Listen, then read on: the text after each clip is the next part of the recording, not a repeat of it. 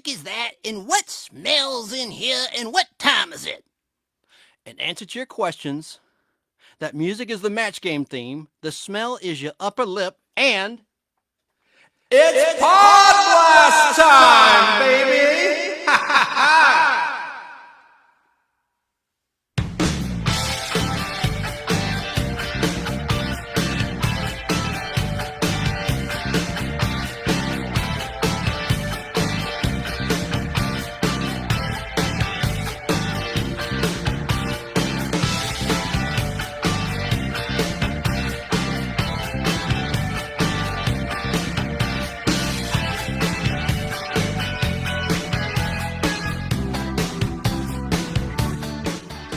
That's right, it's Podblast time. Thursday night edition, live.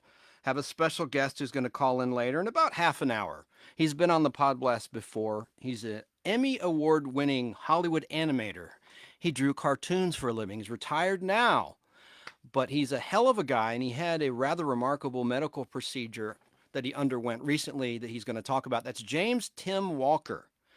And he's one of the members of the guys that watch movies every Sunday, the Cliffhangers, Brotherhood of the Popcorn, a great documentary that's out now about that group of guys.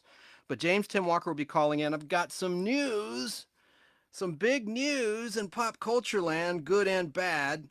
Got to start with this kind of hacky. This is kind of what every show does, but I got to do it too.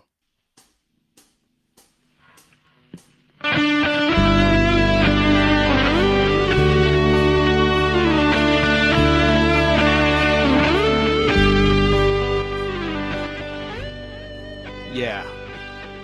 It's time to go over some birthdays of the day here Thursday, September 9th, 2021. Number 1 on my list, Angela Cartwright. She's 69 years old. Who's Angela Cartwright? She was Little Linda in the Danny Thomas Show, which was renamed Make Room for Daddy in syndication in reruns. And she was, of course, Penny Robinson in Lost in Space. Yeah! On CBS TV for 3 seasons. And she was in The Sound of Music. She was one of the Von Trapp kids.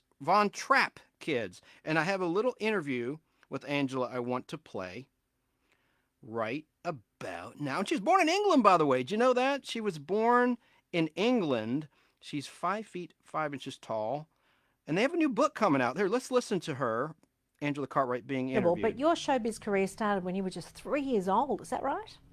I was 3 when I did my first part. I was British, and we came to America as a dream my parents had. And I just got in the business. Our next door neighbor said my sister Veronica and myself would be great in commercials. So we went and saw this agent who sent us on these parts, and I got the first thing that I ever went on at 3 years old. So when you joined the cast of The Sound of Music, you were a veteran. So, yeah, so they say. I'd had a few years under my belt. The thing about Sound of Music, though, when I went on it, I was actually 11 and just about ready to be out of work because the Danny Thomas Show had, that was their final season. And I went on the interview for The Sound of Music. It was just a totally different experience because it was a big time movie, for one thing. There was singing, there was dancing, and I was really excited to do that. So the Danny Thomas Show, I was a New York girl with, kind of a sassy kid, with the one-liners and all of that, and here all of a sudden I was trying out for this role of Brigitte von Trapp, who was the daughter of the captain. And it was really exciting to kind of go on that, and then lucky to get it. Okay. Had you done singing and dancing? I had. I was, as a kid, went to dance classes, went to ballet, did tap, and sang. So I did enjoy doing that and was just doing it, for exercise. And all of a sudden I was able to kind of use that education I'd had in it. Where did you first meet all the others who would play your brothers and sisters in the movie? Was it here in Los Angeles at the 20th Century Fox lot, or was it in Austria? We were all put together at the Fox lot. They were trying to combine a family, make a family, more or less. So they were trading out people size-wise and all of that. So we met there when they finally decided, and we didn't have a Liesel. We were into rehearsals for a couple of weeks before Liesel was cast. And we'd be practicing these routines. Like my favorite things was the first song that we actually filmed. But we were in many, many weeks of rehearsal before we got around to filming. And, here would be a new Liesel practicing it with us every time we'd get together. And they finally decided on Charmian Carr, who I think just brought such a beautiful quality to the part of Liesel. So there you go. That's Angela Cartwright. Happy birthday. She was born on a Tuesday back in 1952. 69 years old. That blows my mind.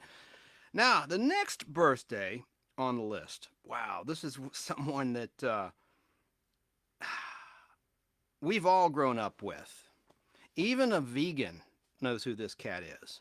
I want to play a little interview with this guy And I want you to try to guess who this is, but let's listen to a little bit. Oh, no. It's in mono, so we won't play that clip. I was going to play a clip of this guy with Jim Baker in 1979 on the PTL network. Praise the Lord. Damn, let me see if I can improvise here real quick on the fly with this next guess. It's kind of interesting. Here we go. It's Colonel Sanders from Kentucky Fried Chicken. It's his birthday today. If he were alive, of course. He was born September 9th, 1890, which was a Tuesday. He passed away on Tuesday, December 16th, 1980. He was born in Henryville, Indiana. The founder of Kentucky Fried Chicken, Colonel Sanders. They're wanting some of that chicken. Yeah, this won't work. It just doesn't sound good. But I have a backup clip, so it's okay.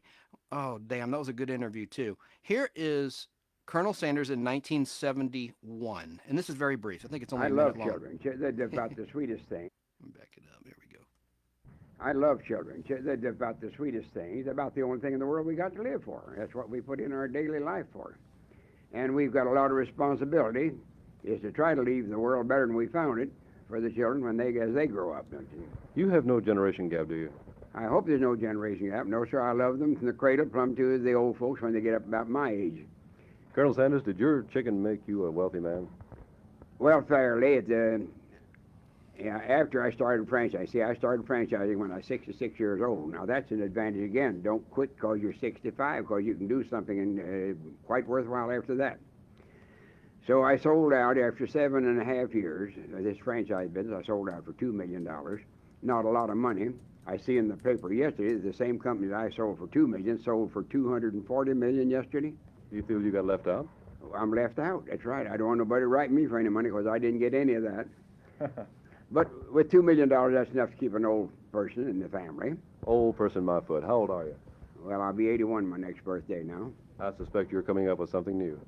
Well, I hope to be doing something because I don't believe in ever stopping because you'll rust out blimps like quick and you'll wear out. And there's always something to be done. That's right. That's Colonel Sanders. Entrepreneur. Happy birthday. Another birthday today. Rachel Hunter, the supermodel. She stole Rod Stewart's heart. She was born September 8th in 1969. That's yesterday in New Zealand. And she's really sexy. Another birthday. Heather Thomas from The Fall Guy. I had a little...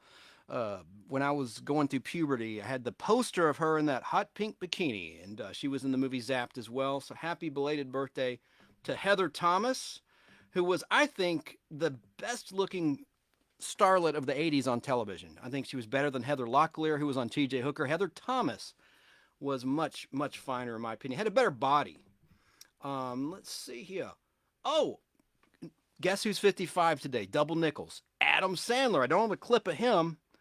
I was going to play one, but I think the music will be an issue. But Adam Sandler, he's had a lot of turkeys, a lot of movies that weren't very good, but he had some that I really, really liked. But Adam Sandler, best known from Saturday Night Live before he got into the big screen, was born Adam Richard Sandler, born Friday, September 9th, 1966. And, of course, he's an American actor, comedian, and filmmaker. And he was a cast member on SNL, Saturday Night Live, from 1990 to 1995, before going on to star in many Hollywood films, which have combined to earn more than $2 billion at the box office. Adam Sandler had an estimated net worth of $420 million in 2020. And he signed a further 4-year movie deal with Netflix worth over another $250 million. That's a lot of cheddar right there.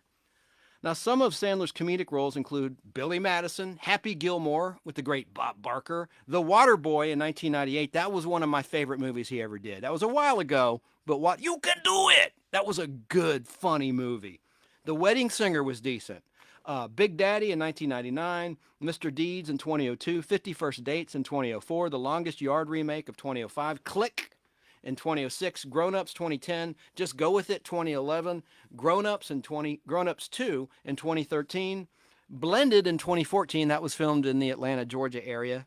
I worked on that set as an extra. I met Adam Sandler. We worked at a Hooters restaurant in a scene. for several days, and he was really cool to the cast and crew. I know just from personal experience, he was a solid guy. There's some people that are asses, like Bette Midler. She was a complete horse's ass.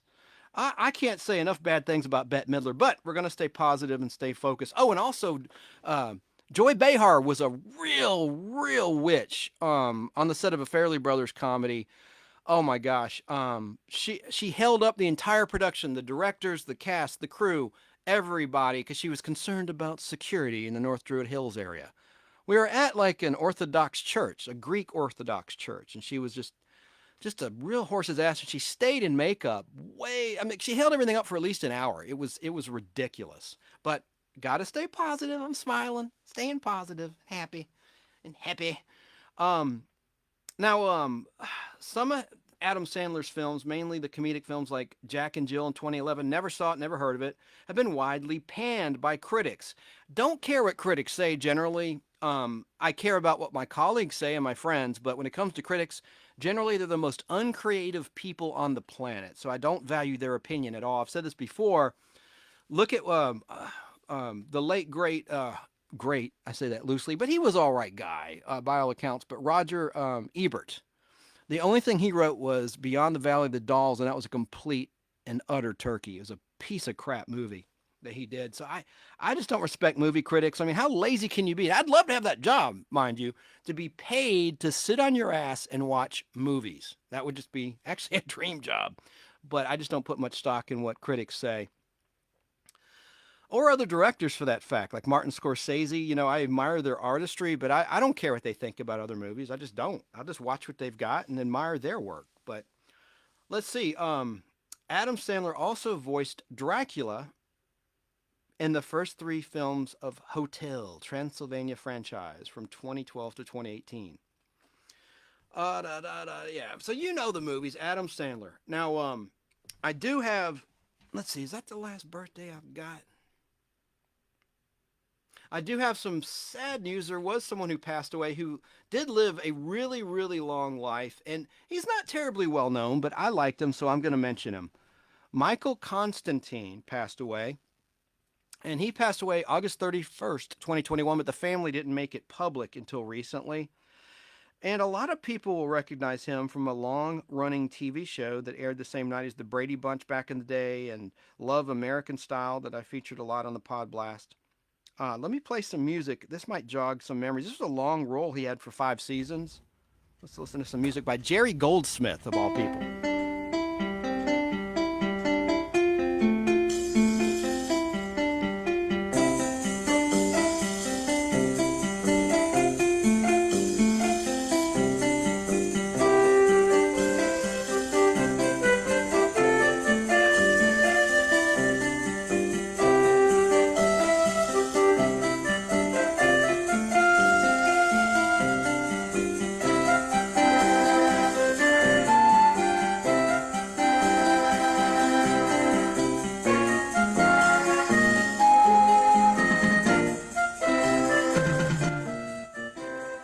Like this cover of the theme by Jerry Goldsmith to Room 222. He played the Principal Kaufman.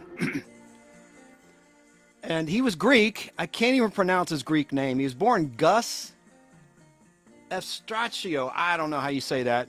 Born Sunday, May 22nd, 1927 in Reading, Pennsylvania. And he was an American actor. Again, most widely recognized for his portrayal of Costas Gus. Oh no, yeah, he was in the my big fat Greek wedding movies, of course. That's what I liked. He had a comeback in 2002 in that first movie, and he was in the sequel as well.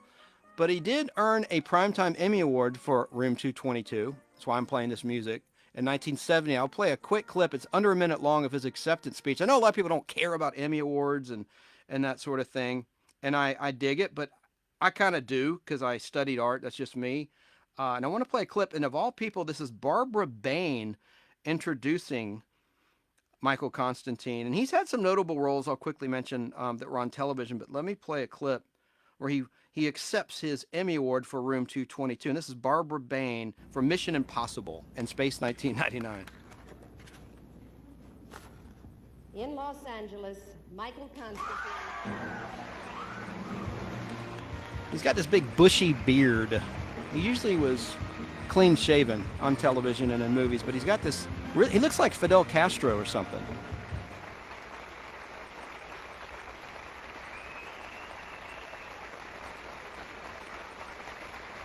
All right. Get to it. Yes, Virginia, there is a Seymour Kaufman. He's under all this hair.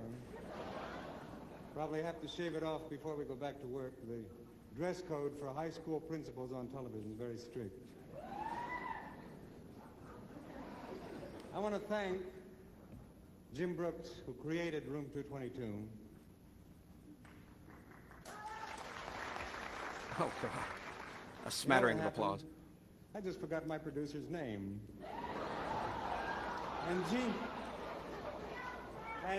Gene Reynolds. And Gene Reynolds, who made the show the kind of success we can respect.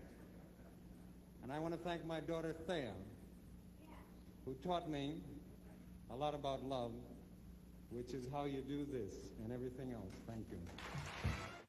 All right, there you have it. So he passed away.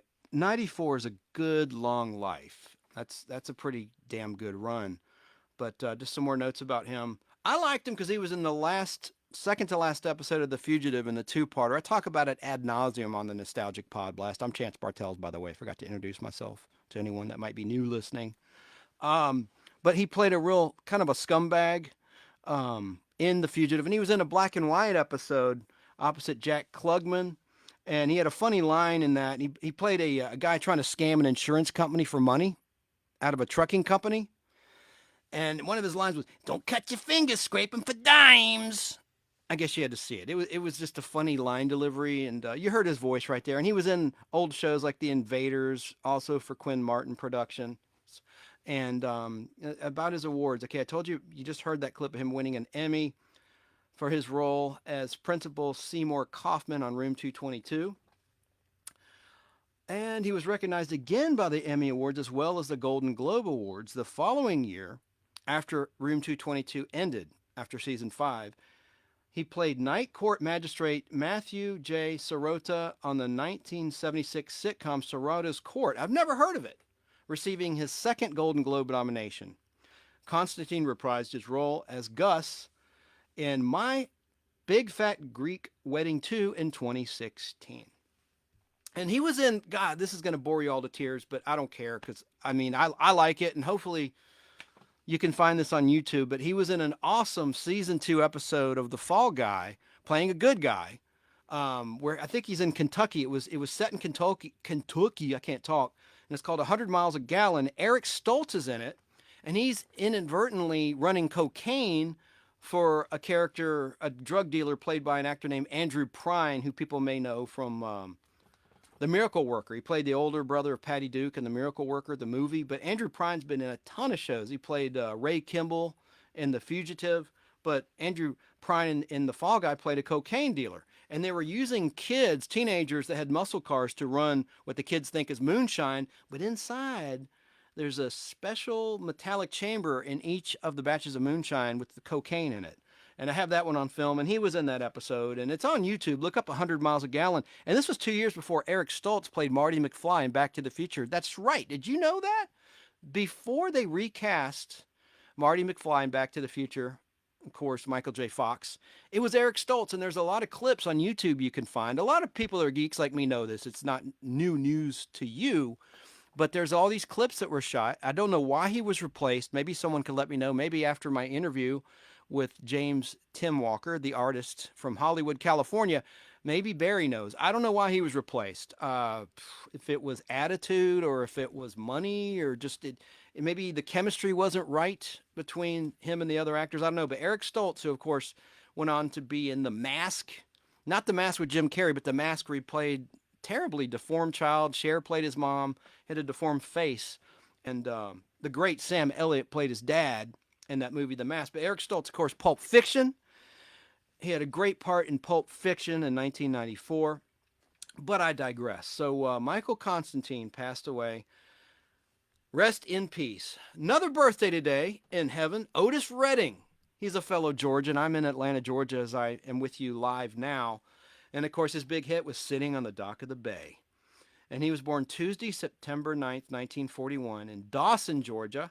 And he sadly perished on Sunday, December 10th, 1967, in a terrible plane crash. And he was only 26 years old. A little bit about Otis Redding. Of course, he was an American singer and songwriter. He's considered one of the greatest singers in the history of popular music. And he's a seminal artist in soul music and rhythm and blues. Redding's style of singing gained inspiration from the gospel music that preceded the genre. His singing style influenced many other soul artists of the 1960s. At the age of 2, Redding moved from Dawson, Georgia to Macon, Georgia, and Redding quit school at age 15 to support his family, working with Little Richard's backing band, the Upsetters. It must mean backup band. See, I get my notes from Wikipedia a lot, and it says Little Richard's backing band. It's backup band. The Upsettlers. Upsetters. The Upsetters. I'm a dumbass. Okay. Redding quit school at age 15 to support his family, working with Little Richard's backing band or backup band, the Upsetters.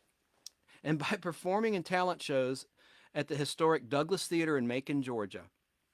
That's how he helped his family. In 1958, he joined Johnny Jenkins' band, the Pine Toppers, with whom he toured in the southern states as a singer and driver. An unscheduled appearance on a Stax recording session led to a contract and his first single, These Arms of Mine, in 1962. Stax Records released Redding's debut album, Pain in My Heart, 2 years later. Initially popular mainly with African Americans, Redding later reached a wider American pop audience. Along with his group, he first played small shows in the American South. Redding later performed at the popular Los Angeles nightclub, the Whiskey A Go Go, and he toured Europe, performing in London, Paris, and other major cities. He also performed at the Monterey Pop Festival in 1967. Pop, not pot, P-O-P, Pop Festival. Shortly after his death in an awful plane crash, Redding wrote and recorded his iconic Sitting on the Dock. Shortly before his death, he wrote and recorded his iconic Sitting on the Dock of the Bay with Steve Cropper. The song became the first #1 record after his death on both the Billboard Hot 100 and R&B charts. The album Dock of the Bay was the first album to reach #1 on the UK albums chart for someone who had died. Redding's premature death devastated Stax Records. Already on the verge of bankruptcy, the label soon discovered that the Atco division of Atlantic Records owned the rights to his entire song catalog. Redding received many accolades after his death, including 2 Grammy Awards, the Grammy Lifetime Achievement Award, and he was inducted into the Rock and Roll Hall of Fame, the Black Music and Entertainment Walk of Fame, and the Songwriters Hall of Fame. In addition to Sitting on the Dock of the Bay, Respect, and Try a Little Tenderness, those are among his best-known songs. And that terrible plane crash happened in Madison, Wisconsin. It's just awful. So, I have an item, a big news item I want to talk about. I mentioned this earlier. I'm going to hold this comic book up for the camera. By the way, if you're listening on fistfulradio.com, you can always see what I'm showing the audience in our YouTube channel.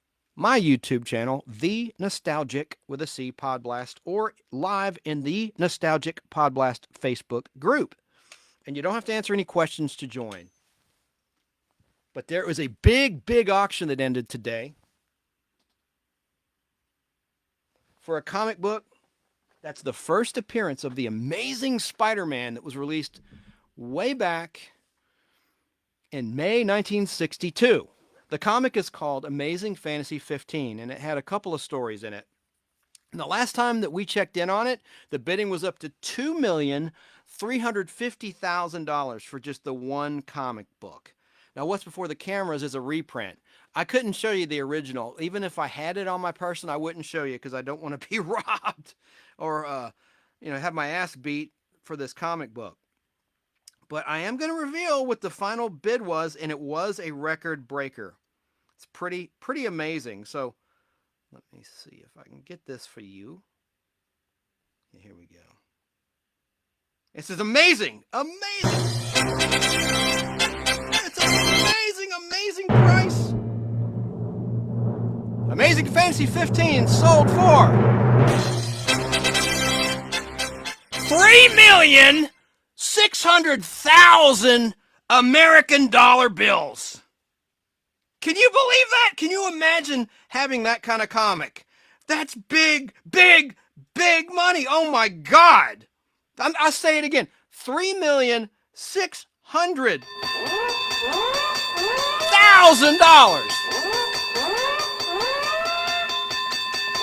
Woo!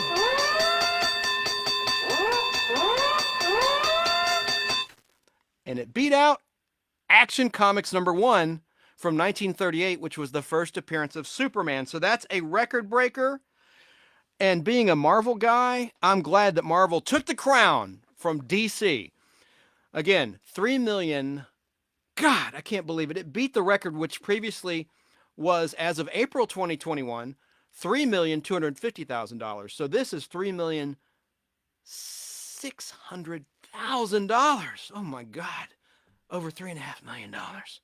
That's amazing to me. I have a lot of comic books in my collection, and believe me, they do add up. And what gives me satisfaction is growing up, I got teased by some for collecting comic books, but man, it's money in the bank these days. Now, again, that was a 9.6 grade by the CGC Comic Book Grading Company.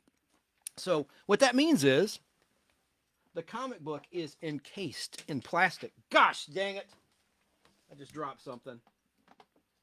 I'm going to wreck everything. Let me show you what a graded comic book looks.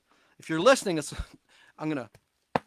solid plastic, which will preserve the comic book for 100 years, supposedly. And I only have 2 graded books in my collection. Here's one for the Eternals movie that's about to be released later in 2021. And I have a reason I had that one graded, or I bought it graded rather. But it's too nerdy, and I'll just explain another time when I do a show about comic books. But congratulations on that big auction. That was a heritage auction, which is a live auction, and man, that's just amazing that it sold for that kind of money. Now, coming up in just a moment will be James Tim Walker. He'll be calling in, and he's a Hollywood Emmy Award-winning animator, and he's worked on everything. He's worked with Disney. He's worked with, oh my gosh, Warner Brothers. He's worked at all the big studios. We've talked extensively about him, and he's a heck of a nice guy, and he just had a major operation, and he'll give you an update in just a little bit. Now, earlier I was talking about Angela Cartwright turning 69. Well, speaking of Angela, just want to remind everybody that I have a contest, and no one's guessed this right. Giving away every episode ever made of Lost in Space on DVD. Yes, that's old technology, but I'm also giving you a portable DVD player. And maybe you have a computer that'll still play DVDs. I did notice that during the pandemic of 2020, that DVD machine and Blu-ray players spiked. That's a fact. You can look it up. I guess because people were stuck at home. And people are still streaming like crazy. Hell, I stream. I have Paramount Plus, Disney Plus. But I still watch Blu-rays. I do. And if you watch a DVD in a Blu-ray player, it'll enhance the visual quality, which is pretty common knowledge, but I don't think everyone realizes that. That's why I mentioned it. But I'll give away every episode of Lost in Space, plus a little bit of Voyage to the Bottom of the Sea, the second half of Season 3, as well as that portable DVD player. You just got to answer this question. What is the title of the Lost in Space episode in which the concept, this is a year before Star Trek, so that's a hint right there. The concept of the hyperdrive and starships were mentioned in a key scene. And it wasn't the very first episode. I'll say that. There's another hint for you. But if you can guess that and you have an interest in owning every Lost in Space ever made, including the unaired pilot, they're yours. And I'll mail them anywhere you want them to go. Another thing, another little, the National Football League is back tonight. I know if you're watching me, you're probably not a football fan, but yeah, the Dallas Cowboys are down in Tampa Bay taking on the Bucks. And so football is back. I don't want to talk about the politics of it. I just watch the games. I'm a Steelers fan. I'm not a huge sports fan, but I do support the Steelers. I used to be a Falcons fan too, but they just let me down too much, which I know is kind of lame. I don't want to be a fair weather fan being in Atlanta, Georgia, but I want to plug a great show on fistfulofradio.com right here, and it's called Pro Football Fast Break. And there is going to be, if you're watching live at 10:30 tonight until 12:15 a.m., while the game is on, there's all new material, and there's fantasy football tip picks if you're involved in that. I know my buddy Hunter is, and I'm not into fantasy football because I'm not smart enough for it. I'd lose my ass probably if I tried to do that. But these guys, the guys as they're called on Pro Football Fast Break, have some picks, educated picks. They know what they're talking about. It's Tim and Jacob Boyd. Pro Football Fast Break is going to be all new at 10:30 tonight on fistfulofradio.com. And if you're listening after the fact, just keep watching the Facebook page and you'll see, and also on the website, fistfulofradio.com, a nice man named Stefan redesigned it where the schedule is up in real time. So I'm always making changes to the schedule. Someone sends me a show to air, I'll air it. So I'm always making changes, but our basic core schedule is now up. And a lot of people have been writing me asking, when is that schedule going to be up? So anyway, welcome back, NFL. Please don't let me down. Don't disappoint me. Don't take a knee. Sports is not supposed to be about politics. It's a diversion. It's supposed to bring people together, not tear people apart. Please don't do that. But you can hear Pro Football Fast Break every Saturday and Sunday right here on fistfulofradio.com at noon. Another thing I talked last week, and next week on Sunday in my regular time of 3:30 Eastern Time, 12:30 Pacific Time, going to continue talking about stand-up comedians in part 3 of my series. I just keep running out of time. Haven't covered a lot of heavy hitters like Jerry Seinfeld, but I hear the phone ringing, and I think that's our special guest for tonight. The Nostalgic Podblast. Is this James Tim Walker? It either is or it's Memorex. I'm not sure which. It's one or the other, but yes, this is me, sir. That's good to hear from you, brother. It's good to be heard from. How's it going? It's going well. It's going well, but I have a question for you. How do you feel? How do you feel? Yeah, I'm feeling like I feel really good. And I've had a couple of rough days. I found out a little bit. Yeah, we all have our up and down days, that's for sure. But for folks that don't know, you had a major medical procedure that you underwent. And I was hoping you could explain what that entailed. And for those that don't know, you were diagnosed, unfortunately, with Parkinson's disease a while ago, which affected your ability to draw. And that's your livelihood. And you had to teach yourself how to draw with your left hand, although you were born naturally to draw with your right hand. And you overcame that major obstacle. And you've been featured on CBS this morning, Sunday morning. You've been, just look up James Tim Walker on YouTube. You'll see a lot of interviews with him. And you've worked on everything. I mean, you've worked on, oh my gosh, since you're a kid. We've talked about it before, but you fell in love with animation when you found Cells at Hanna-Barbera Studios. But I've got to apologize real quick. Last time you were on, I got confused. And I said I knew you were born in Hollywood, California, correct? Yeah. And I said, you're on the web. Someone has taken your picture and your name and your credits, and they claim you were born in Missouri, which I said on the show. I corrected myself, but I just want to apologize because I know better. I just lost my mind for a second. No, So that goes back to my second wife who was born there. And my kids were born out here. My kids were born out here. But somehow I got confused with me being born back there. And then when I said nothing but a dumbbell artist from Burbank, that really complicated the matter. So they had no clue what was going on. But yeah, I was born here in L.A. And I saw a cartoon that was very small at my grandparents' house, because I told that story many times. And I just came unglued. I said, man, that's it. I got to do that. What is that? What is that? And my grandpa said it was a cartoon. And I started drawing, and people moved in my house next to my parents, and the guy was the head of publicity for Channel 7, ABC, for all the West Coast. And of course, he knew all about the Flintstones. And he came over one day. He said, "Tim, you're gonna love this new show. It's called The Flintstones. It's gonna be on ABC on Channel 7 at like 8 o'clock or 8:30 on Friday nights." And so I knew about it months and months and months ahead of time. But what was more important, he told me where Hanna-Barbera Studios was. Now, I didn't know if it was in Canada or Florida or Timbuktu. It's right in my own backyard.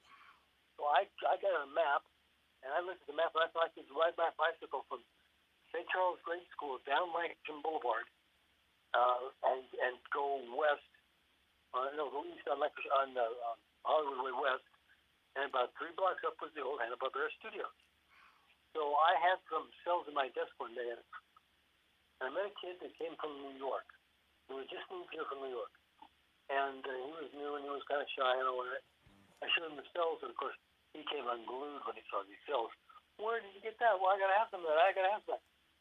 We went to grade school together. We dumpster dove together. We worked in the industry for 15 years together at all the various studios. We're like the Frank and Ollie of the new generation. We've known each other for so many years. He's my best friend. I'm his best friend. And surprisingly, he kept a lot of stuff that we got way back in the day. So he's been taking me on a what do you call it? Trip down memory lane when he posts this stuff and puts it up on the Facebook. So that's how it basically started. We went to Chenard together. We drew together, and we've had great careers. And he'll tell you this. He says all the time, "Yeah, well, Tim's the one that got me in this fix. Tim's the one that got me in this fix." And I say, "Robert, let's look at this fix you're in.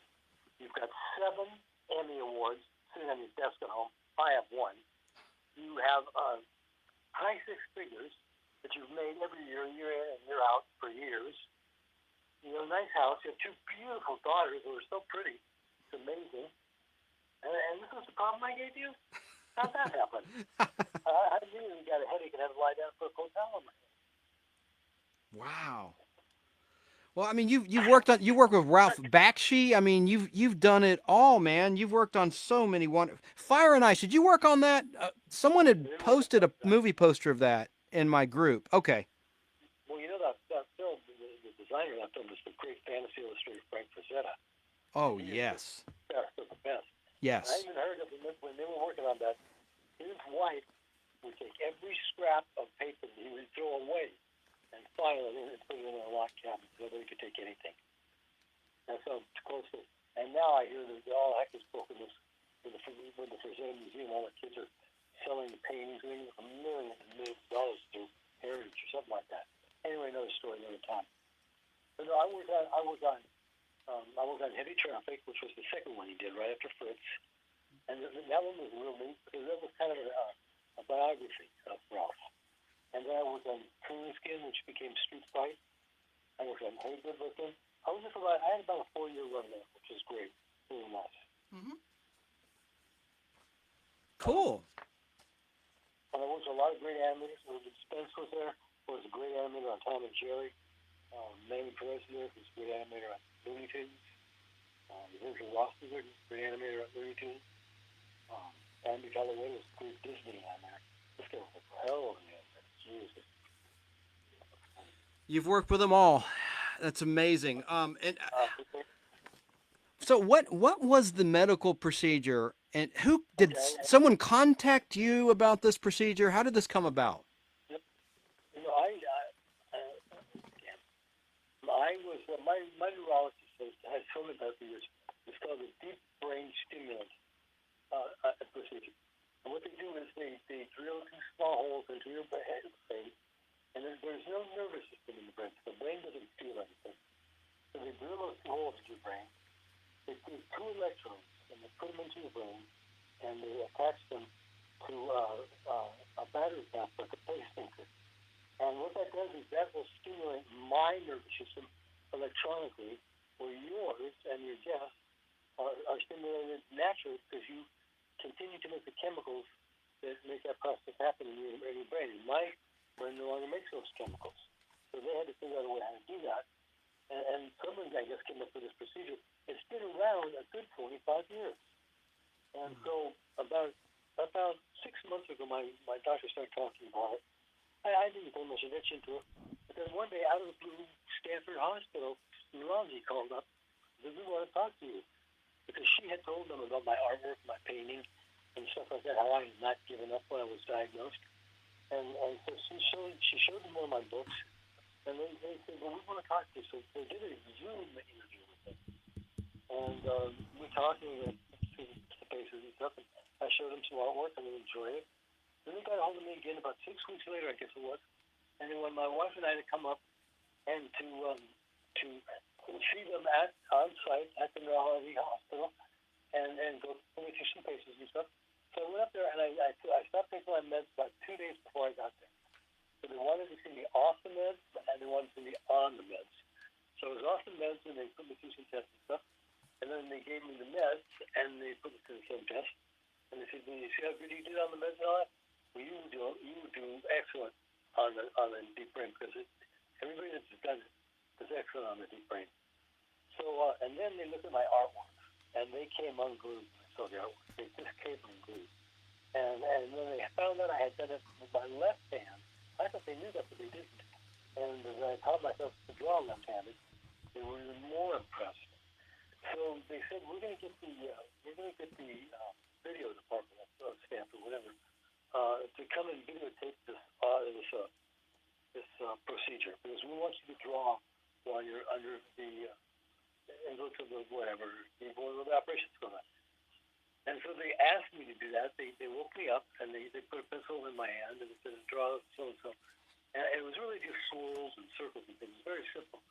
But it was kind of hard. It was really hard for me to do because I couldn't see the paper and I couldn't coordinate the paper with the hand that was moving. You know, because there was just too many things. But I did. They liked what they saw, and then that was the first operation. That was about a 6-hour operation. How long was that? Can you repeat that? How long was the procedure? About 6 hours. 6 hours. Wow. Yeah. And then the second procedure was the following Friday, and it was like an outpatient thing. It was like 45 minutes, boom, boom, boom, and you're out. It just went by really quickly. So I've got to say, right off the top, the Stanford doctors are like angels, absolute angels, wonderful people. The nurses, the technicians, all of them, great people. I couldn't say enough about them. I took several copies of my book up there and gave them to people. And it was funny, one doctor, a female doctor, who was on the floor when I was moved into recovery, she kind of poked her head in and looked at me and then kind of walked back out. And she poked her head back in again and looked at me and walked back out. And she poked her head in again and looked at me and she said, Are you the artist that's drawn this book that I'm seeing all over the place? I said, yeah, I think so. Well, I just had to ask you about, there's a certain line in the book that you wrote that just struck me as so powerful.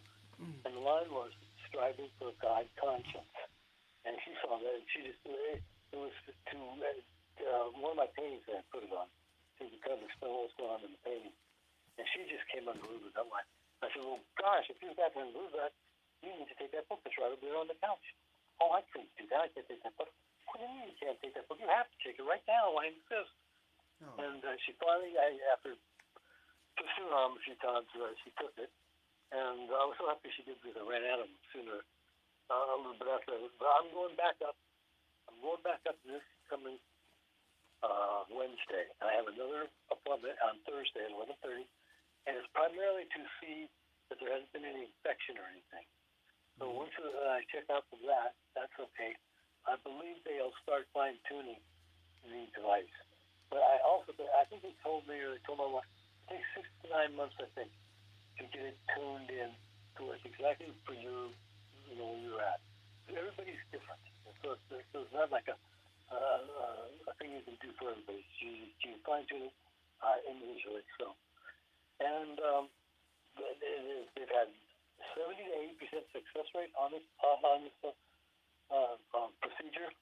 I had told you the story, I'm sure, about the guardian angel I bet from New York. It scares me up every time I talk about it. But if you don't think there's a power greater than yourself out there, just look at me.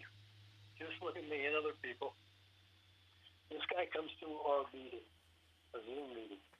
And he says, hi, I'm Jonathan, and I'm so-and-so, and I've got Parkinson's disease, and I'm here to see Tim. And I don't know him from Adam. Don't know him from Adam. And he says to me, Tim, you've got to get this operation. It's life-changing. You have to do it. You have to do it. And he God bless him, he answered every question, every concern, everything that I had about it, any anxiety, anything. And and after I got the operation, came back, then he started talking about how dangerous it was, how powerful this operation was. Not dangerous, but I mean, it was a serious operation. And I go, I said, well, thank goodness you didn't tell me this beforehand. And he didn't say anything about that. And I just got in the bed. I got to the hospital, got in the bed, jumped on the other thing, and moved in. Let's go, let's cut. I didn't have time to think about it, because when I thought about it, I'd been running down the driveway with my sleepers on, and didn't have to try to catch me. But he was God. He was God sent. God sent. And if you think medical science and medical people aren't making headway, you're not paying attention, because it would make wonderful headway on all kinds of stuff. I believe, I have nothing basis on, but I believe we'll see a cure for Parkinson's in my lifetime. So, anyway, that's not all that. That's incredible, an incredible story, and you are a survivor. I was holding up pictures for those watching live of your artwork from your book, An Artist's Journey Through Hell. And I noticed there's a lot of therapeutic artwork that I would consider part of maybe your self-therapy. You've talked about this before on the Nostalgic Podblast, so I assume you'll be comfortable talking about. I mean, you're in recovery. You had struggles with alcoholism, which you have overcome. Of course, it's one day at a time, but I see that you've done a lot of wonderful pieces of art that I would think helped you overcome some of those demons. Am I wrong? Yes, absolutely. No, you're right. You're right. Absolutely. I'm grateful. I talk a lot about acceptance and gratitude. Acceptance and gratitude. I'm so grateful that a program came along that 22 years ago taught me how to get clean and sober. And I said, don't drink, don't use, don't run, no matter what, one day at a time. That's and if you do that, will get you sober. And I did that, they did that, and I got sober. And that was 22 years ago. And then 18 years ago, I think 16 years ago, I was grateful for a program that showed me how to live life on life's terms. How to live life on life's terms. The day I was diagnosed with Parkinson's disease. Oh, man. I was destroyed. I was absolutely destroyed. I was inches away from loading my car with absolute my poison of choice, driving to Mexico, and shaking bacon to oblivion. Yeah. Because I had to accept the fact that I was done. I was not going to be able to live through this. I was not going to be able to draw, and that's everything to me, everything. Right. So I got up. And I said, you know what? I'm not done. Yeah. I am not done. Yeah. I said, God, I need help, and I need help right now. Right now. This is a no matter what. Right now. This isn't 3 weeks from now. Right now. And I'm convinced He revealed to my mind what to do, and that was to be of service in every aspect of my life.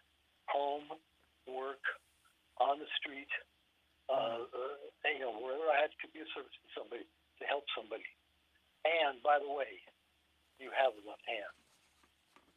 So I went to Borders. I went to a bookstore. We had just gone to, it was Christmas time, 1999. We just gone to Borders Books, I think it was. And they had piles of sketchbooks. They were blowing them out for like $2 a piece or something. And I stopped dead in my tracks.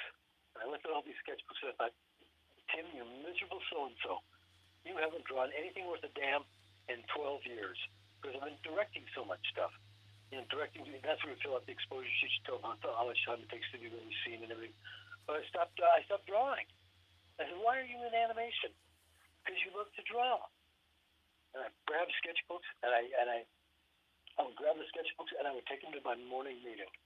and there was a guy there named Herb who kind of ran the meeting. He was kind of the big Jewish mafia guy from New York with a heart of gold. Heart of gold. And so I buy these sketchbooks, and I would bring them into the meeting, and I draw them. He's looking at me like, what's that guy doing? They're taking notes? What's that guy doing? You taking notes and stuff? And so I called him the day I was diagnosed. I called him. I said, I had Parkinson's disease. And he says to me, okay, you got 8 years clean and sober. You stick with us, you can beat this. You can beat it. You can do it.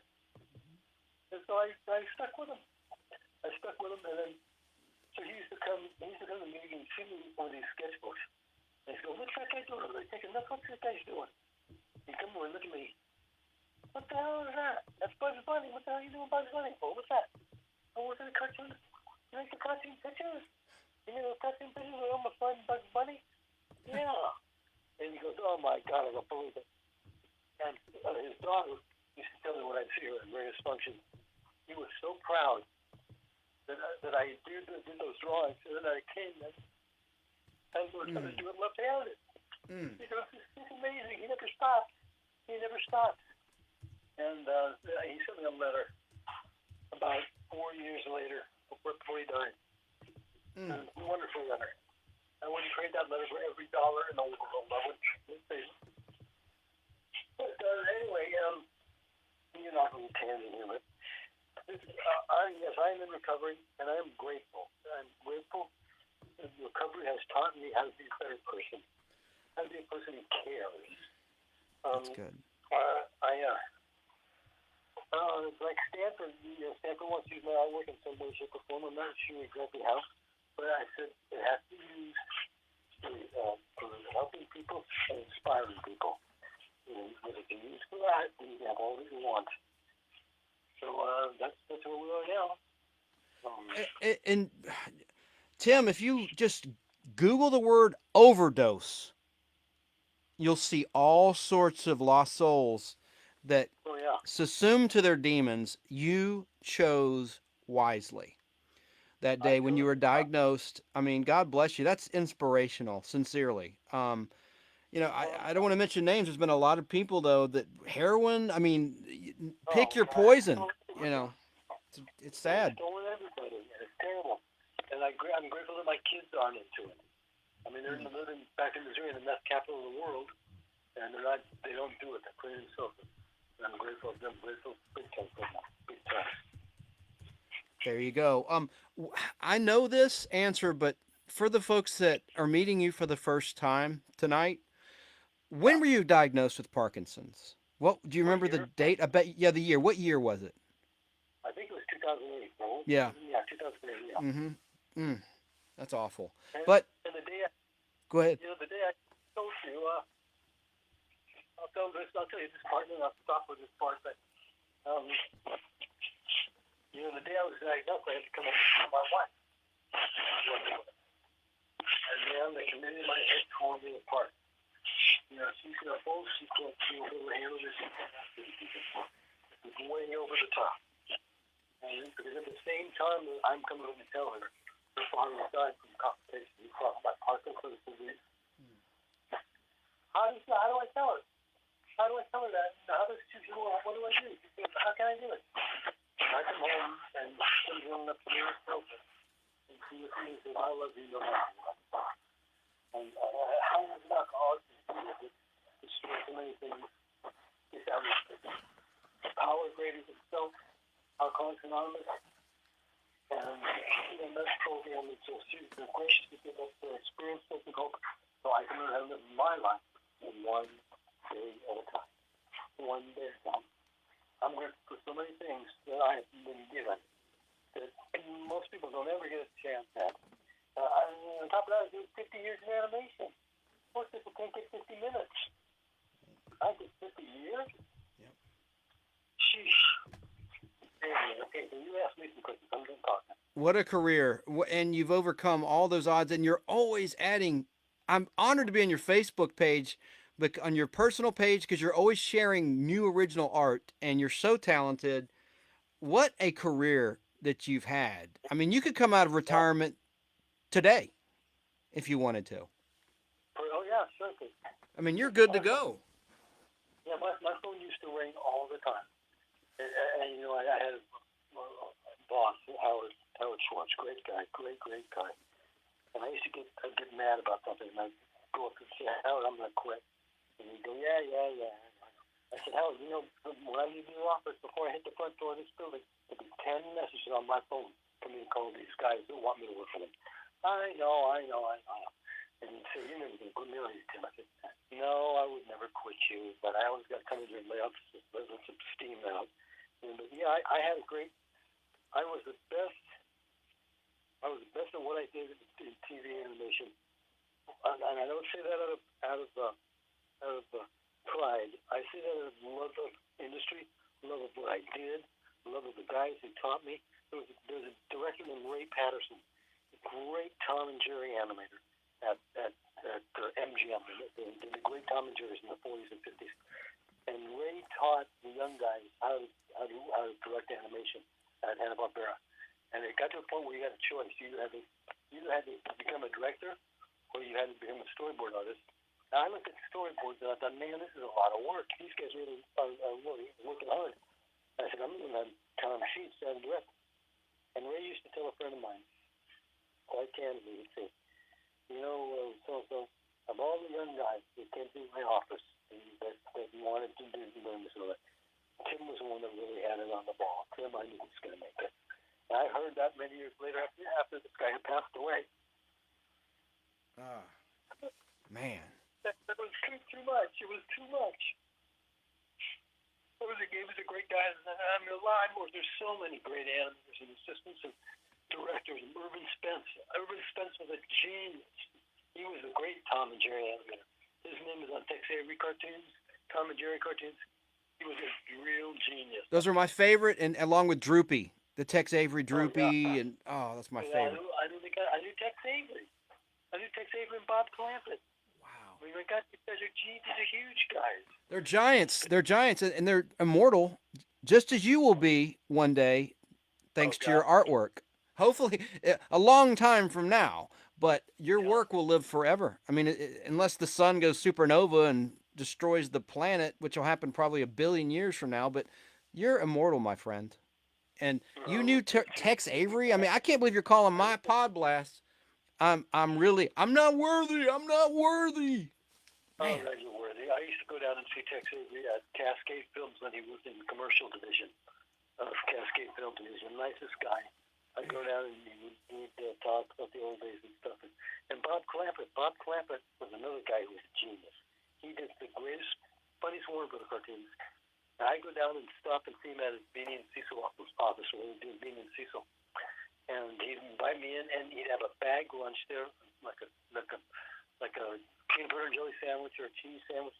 He'd tear the sandwich in half, give me half, and he'd say, take these 2 quarters and go out there and get us a couple of sodas.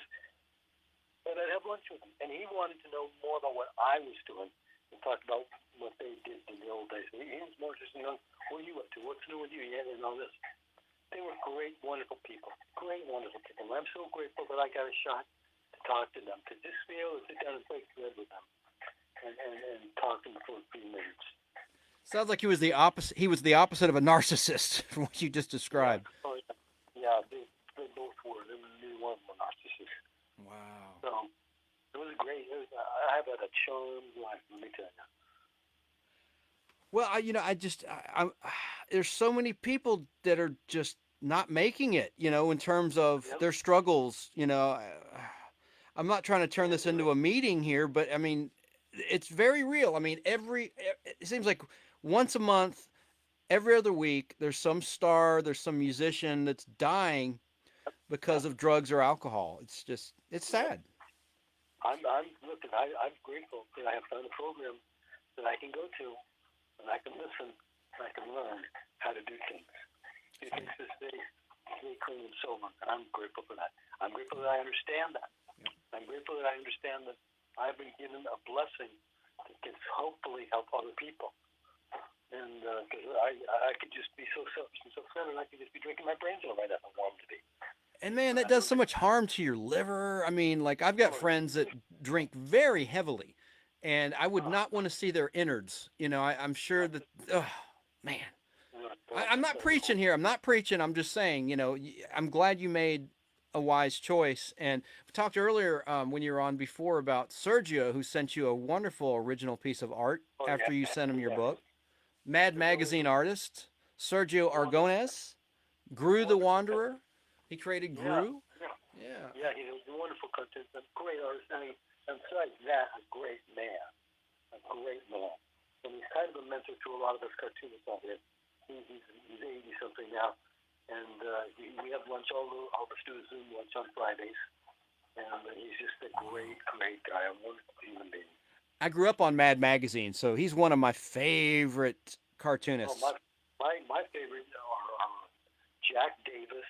Yeah. And that is another one. Jack Davis. Mort Drucker. Did you like Mort? Yeah, he was great too. He was a great caricaturist. Right. But I got to tell you this about Jack Davis. Okay.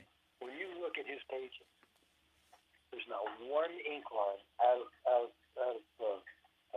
order anywhere. Everything flows. There's not one forced line. It's all just flows like it's like a river flowing. It is so smooth and so great. Oh, God, it's beautiful stuff. I bought one of the big books they printed. And he printed the art, the pages of the book the same size as the art. So they're very big books. Oh man, there. So I would give him anything for one of his originals, but that's stuff you can't afford anymore. Yeah, it's like a comedic Norman Rockwell. You know, it's just so polished. Yeah. It's a wonderful, and nothing's forced. It just flows. How do they do that? I don't know. It's like a machine did it. Yeah. Yeah. Crazy. I've got a friend from Atlanta that moved years ago to your neck of the woods, and he was at the Van Gogh exhibit, which has been here in the Atlanta area and in your neck of the woods. Do you have any interest in seeing that, or have you seen that exhibit? No, I haven't seen it. I'd like to see it. Yeah. Touring. Unfortunately, I don't know a lot about a lot of these artists. Yeah. I would like to see stuff because I'm starting to get into more abstract things and stuff like that. So I'll tell you though, who's done a lot for me as far as learning about art and music is my wife. She knows a lot about music and the great school of music back in the 30s and 40s, and she's taught me a lot about that. And she's shown me a lot of art things. Cool. People he's done that. So I learned a lot from her. Is she your unsung hero? I bet she's your rock. I bet she was a big piece to your recovery and overcoming all these obstacles. She is. Yeah. Yeah, sure she is. Yeah, when I called you, you were out to dinner at a steakhouse last night. I'm sorry I interrupted your dinner when I gave you a buzz last night, but That's all right. I digress. It all kind of came up real quick, real off the wall, because I didn't know what you were up to, so I thought I'd give you a call so I could check in, and I'm glad I did. I am too. And wow, what was I going to ask you? Just went in and out of my mind. Well, she's my rock. She's the common sense around here. That's Rock cool. Life and common sense. I remember now. As a medical journal, you may have mentioned this. I had some audio issues earlier, so forgive me if you've already said this, but I think you mentioned to me offline there's going to be a medical journal that writes about your procedure. Oh, well, Stanford videotaped the procedure. Oh, wow, it's on video. Wow. Yeah, how much if they did the whole thing or what they're going to write about it, but they're going to do something. I don't know what it is going to be yet, so I will find out, and I'll let everybody know. It just blows my mind that you can undergo this and still draw. I know you said they were just simple circles and simple motions, but still, I mean, it's all about testing your motor skills, I would think, and eye-hand coordination. Yeah. They asked me to do things like draw some lines with your right hand, do your left hand, move your left foot, move your right foot, things like that. I don't remember any of that stuff, but I think that's what they did. There are services and stuff like that. And it makes you wonder, Tim, where all the research dollars go to. And it's nice to know that there are miracles in the medical community that are happening. That when you give money, now cancer, I don't know why they haven't licked that sucker yet, but, MDA, you go down the line. I mean, when you give money, it's nice to know that research actually does come to fruition and help somebody. Absolutely. And medical medical procedures have made such strides forward over the last 10, 15 years. Oh, it's amazing. If you had to be sick with something, I'd rather be sick with it now than 20 years ago, because there's so much stuff that can fix now. It's science fiction, science fact, man. It's incredible, man. And that makes me wonder. I'm not a conspiracy theorist, but it makes you wonder if there's aliens. Like, is this alien technology? Because when you think about all the advancements just in the last 20 years, technologically, not just Apple, but it's just amazing to me how far we've come in a short period of time in terms of technology. It's unbelievable, really. It really is unbelievable. When I read about this stuff, it goes way over my head. Anyway, I don't know what I'm even reading because I don't understand it. But I understand that they did this procedure with me, and I feel a lot better for it. Good. So that's what I have to go with. That's awesome. Good. Well, I owe you an apology because I said I would get the Zoom set up and I didn't. This was kind of a spur of the moment thing, but I want to have another conversation when we can do this face to face from afar, right? We can get you on video. That'll be the next thing I want to do with you down the line. Be my pleasure. Be my Cool. pleasure. Thank you, Tim. My pleasure. So let me just leave you with one little tidbit, okay? All right. Yesterday, a guy came over to my house and looked at my artwork. Yeah, I gave him a book, and he looked at my artwork. And he absolutely came unglued. Absolutely came unglued. And this guy, he stands up from his chair, he sticks out his hand there, shake my hand, and he says, I will make you a verbal commitment right now that I will write the music for this. And he already has some titles and some things that he mentioned. Now, this guy is a big player. I cannot mention his name because I just still can't do it right now at the moment. I understand. I'll probably let you know at some point. But this is really huge, really huge. Oh. And he just came unglued. We saw the Parkinson stuff. I read some of the Parkinson stuff that I've written down on some of these drawings, and I start to cry almost. Really, it tears me up still. And then he put his arms around me and he said, this is what I want. This is what I want for this documentary. And, God, I think it's really on the verge of something here. If it doesn't all go south, I think we could be on the verge of something that will really help a lot of people. That's wonderful. wonderful. He asked me what I wanted to get out of this, and I said, I'm not going to bring the money. That would be nice. But I want this to be shown for hope and inspiration to other people. Mm-hmm. And he said, that's just what I wanted to hear. That's just what I wanted to hear. And so, music, this guy, music can help get into someone's head and heart, more importantly, their heart. That's a great aid to the story. Oh, yeah, absolutely. I've got to ask, have you been with Woody Wise and your other co-cliffhangers to watch movies lately? I mean, you've been recovering probably, huh? Yeah, I've only been home about a week. Oh, wow. There's that much physical therapy, huh? Is it physical? No, I haven't done much physical therapy, really. I mean, just walking and kind of everyday things, but not pushing it. I got to be careful not to rip anything, tear anything, because that could happen very easily. Mm-hmm. But I think Woody is going to try to have one cliffhanger this coming Saturday. Because we haven't met in a long time, I think we can try to do one then. Cool. So we'll find out later when that's going to happen, and I will let Woody know that I spoke with you, and we'll hopefully have it all ready to go again. Well, I know that you're no prude, so I've been doing a lot of Podblast lately about stand-up comedians, and some of my clips got a little blue, so I hope I didn't scare Woody off. If he happened to watch some of those, I know he's a classy guy. He might have been thinking, "Oh my God, what is Chance playing today?" But anyway, I think you guys are great guys and movie lovers like me, and I think it's neat that the cliffhangers are out there, and it's a great exclusive club. Awesome. When I do my first stand-up, I'm gonna make sure you're in the first row. All right, man. Perfect. That's great. Well, I do appreciate it. Is there anything else that you wanted to say to the audience? And I'll look at some Facebook comments too before we sign off to see if anybody had any questions for you. You get if anybody has a question, what was I going to say? Do you get many people that watch you or listen to you doing the podcast? Yeah, and we're also on a radio service called fistfulofradio.com. So, and I'm now sort of programming it. So I'm going to run this a lot. It'll also air this Saturday at 2 o'clock. No, I'm sorry. Yeah, you know what? I will run it Saturday. Saturday, I'm going to do part 3 live of the stand-up comedians, but I'm going to put this on the air tonight. As soon as we wrap, I'm going to talk a little bit longer, and I'll send you a link. But I'm going to put it on there tonight. And let me just quickly check Facebook and see if anyone had any questions. I saw Kim Ponder there. She's one of our great, loyal, regular listeners and watchers. Let me just see and ask. If anyone has any questions, now's the time to ask. James Tim Walker. And you said this before. Where can they find you? Where can people find your book? Is it on Amazon, or are you out of copies? Is there any left that you? I'm almost out. Okay. But I'm seriously thinking about doing a new book, and I'm thinking that it might be something that will get published. So it might have some more power to it because of what's going on lately.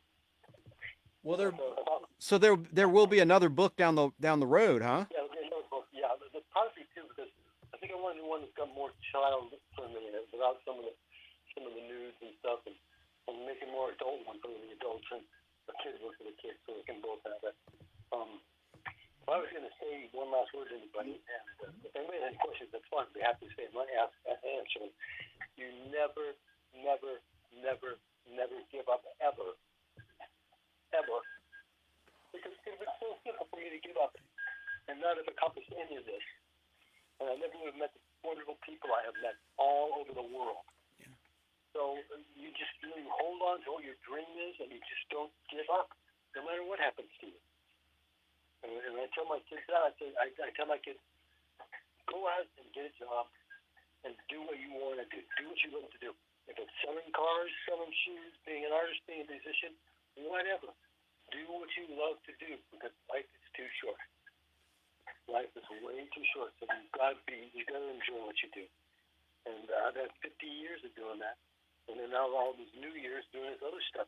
I continued art for 16, 17 years. Well, I probably should have just fallen down and forgotten about it. But I wasn't going to do that. I'm not going to let it. It's not going to beat me. This disease is not going to beat me. The only way it's going to beat me is if I give up and it beats me. But I'm not going to do that. And one doctor said to me, you're beating this disease head on by what you're doing, by your painting and your drawing. You're fighting it head on that way. You're beating it. And he goes, you understand the magnitude of what you're doing here? Mm-hmm. I didn't understand it, but I said, well, if you say so, that's fine with me. So, anyway, any questions? Nope. You're humble. And people are just listening, and I just am very, very grateful for you being on the Nostalgic Podblast, and I will reach out to you very soon. And you sound like you're doing great, and that really fills my heart, man, to know that I'm doing great. I'm doing great. I'm doing one last little thing. When I got home from Stanford, I was so messed up from. I thought I was all dirty from driving on the road and everything. I instantly threw my phone and my DVD remote control in the washing machine. Oh no! And I bought a new telephone yesterday. My wife had a new phone, and I had done something to the phone already. It's got I can't make a phone call on it. I've pushed so many buttons. I'm way deep into the caverns of this phone. I have no idea how to get out. So I don't know. Chance. You see, Chance, I need to be supervised all the time. I can't do it by myself. Hey, shit happens, man. Yeah, that's true. Well, you send me a link, and I'll listen to it tonight. Okay, great. Yeah, I will. I just have to do some post-production work, and I will send it to you right away. I'll send you the YouTube link and then the audio link, and I'll put it out there on the station since I'm programming it. And don't forget to remind all those people, keep drawing. Start drawing. You don't have to be an artist. Just get a sketchbook and sketch. It's so good for your soul. It's so fulfilling for your soul. It's very cheap, a couple of bucks. Amen. And did you hear about that comic book sale that wrapped today, that big heritage auction for the first appearance of the Amazing Spider-Man? It broke a record. I mentioned it earlier, $3,600,000 for a comic book from 1962. You did? Amazing Fantasy 15? Really? I think so, yeah. God. I had a lot of that stuff. You know the stuff that really I love is the Frank Frazetta fantasy painting. You know who Frank Frazetta was? Oh, yes. Yeah, the artist. Of course. Yes, sir. Yeah, that guy is that Museum of Art and they're selling all that artwork. Oh, God, that stuff was gorgeous. He drew a lot of World War II artwork and comics. He drew, I think, the Invaders comic book about World War II, if I'm not mistaken. Yeah. Yeah, he did a lot of that stuff. And he ghosted Little Abner for a while, too. Wow. So, all right, well, Chance, it was great talking to you. Anytime at all, call me. I'm happy to be with you on your show anytime at all. Thank you, thank you, thank you. James Tim Walker, who I know as Tim, a great artist and a great human being. Thank you for calling in, and I will reach out to you soon. Stay healthy, my friend. We'll do it. My best to all your guests and company. Thank you very much. Have a good one. Bye. All right, You bye. too. Bye-bye. James Tim Walker. I want to read something here about what he went through. This is an article that Woody Wise sent me. And Woody Wise is the leader of the Cliffhangers. It's a group of guys out in California that get together to watch movies every other week, I believe on a Sunday morning. Saturday morning, but Saturday or Sunday morning. I'm gonna call it Sunday morning. I could be wrong. But I want to read this, and then we'll talk about some other pop culture news, and I'll wrap. I'm not going to do a big 3-hour show like I normally do on Sunday. This was just for the benefit of Tim, to give him some flexibility to get. I wanted to hear about how it went and follow up about that major procedure. But this is called Hope for a Cure.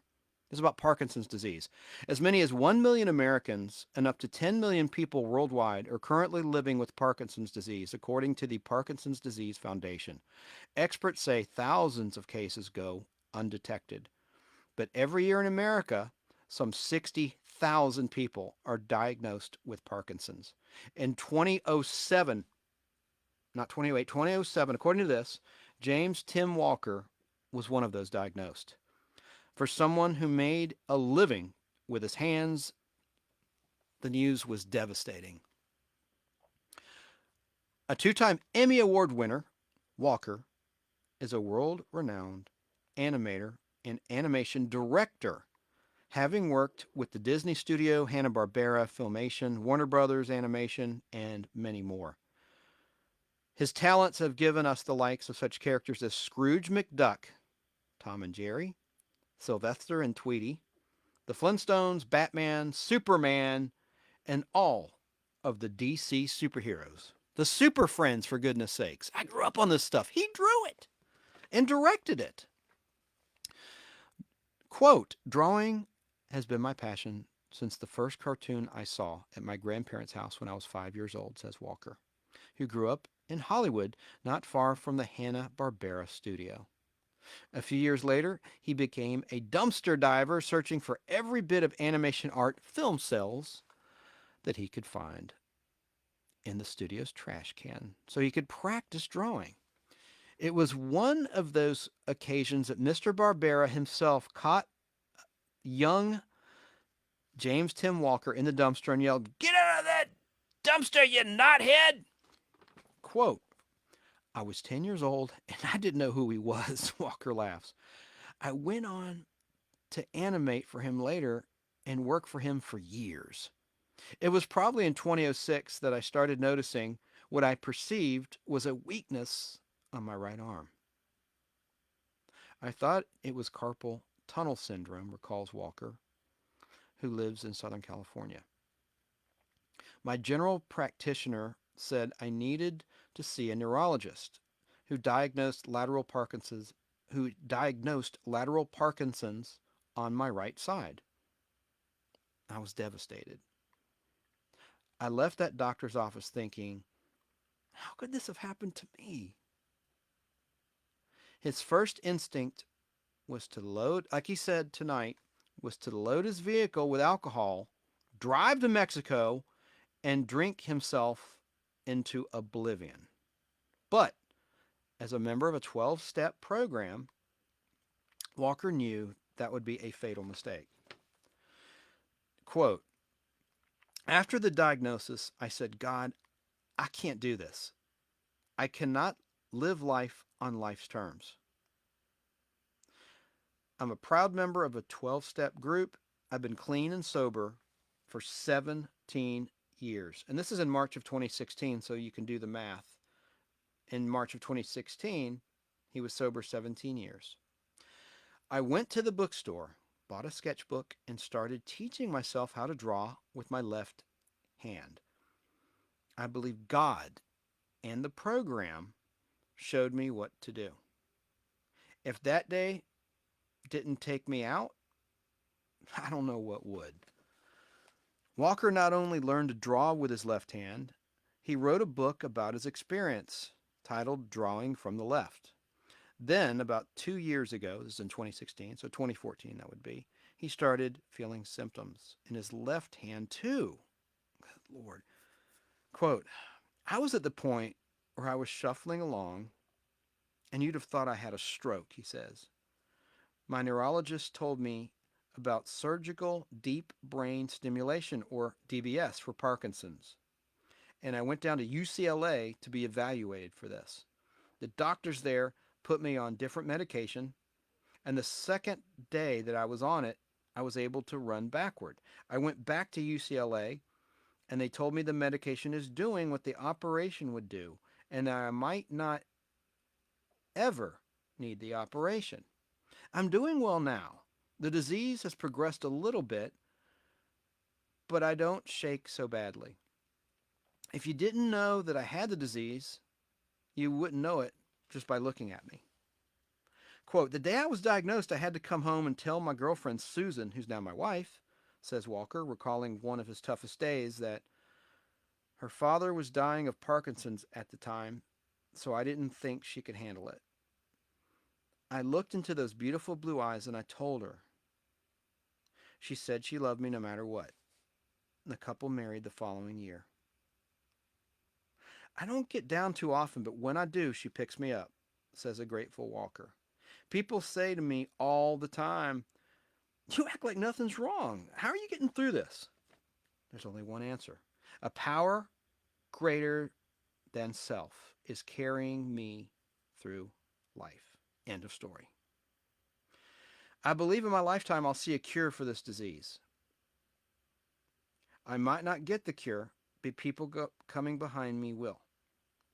I lived my dream career for over 50 years, and now I'm living for today, and I'm happy with that. Walker plans on attending the film festival, which features an animation exhibit, Journey into Imagination, 100 Years of Animation Art from Around the World. The exhibit runs at the Appleton Museum of Art, an affiliation with the festival. Brotherhood of the Popcorn, a nostalgic documentary featuring James Tim Walker, will also have 2 screenings, and there will be a celebration of Walker and his work at the Appleton on Wednesday, April 6th, 2016. That's when that happened. Copies of his second book, Shaken, Not Broken, An Artist's Journey Through Hell, which is in the background here on camera, will also be available for sale. So thank you very much from the bottom of my heart, James Tim Walker, for opening up. And, you know, you let it all hang out, man. I could hear the emotion in your voice, man. This is very deep stuff. Very deep stuff. And I'm very grateful for you sharing that with me. Some other pop culture news of the week. I was going to talk about this Sunday, but might as well talk about it now a little bit. I want to play a little bit of some music. I hope I don't get in trouble for playing this, but on September 8th, 1966, over 55 years ago now, a little show debuted on a Thursday night on NBC TV. Let's listen. Captain's log, star date 1324.1. On planet M113, we encounter a killer from a lost world. Red modeling all over his face. What happened? What do you suppose happened, Captain? You beamed down a crewman who doesn't know better than to eat I've just lost a crewman, Mrs. Crater. I want to know what happened. And what kills a healthy man? I'll tell you something else. This man shouldn't be dead. I can't find anything wrong with him. According to all the tests, he should get up and just walk away from here. Can you recognize this thing when you see it? Professor, I'll forego charges up to this point. But this creature's aboard my ship, and I'll have it, or I'll have your skin, or both. Now, where is it? I'll kill to stay alone. You hear that, Kirk? Crater knows the creature, if we can take him alive. We don't want you here. Let's get him.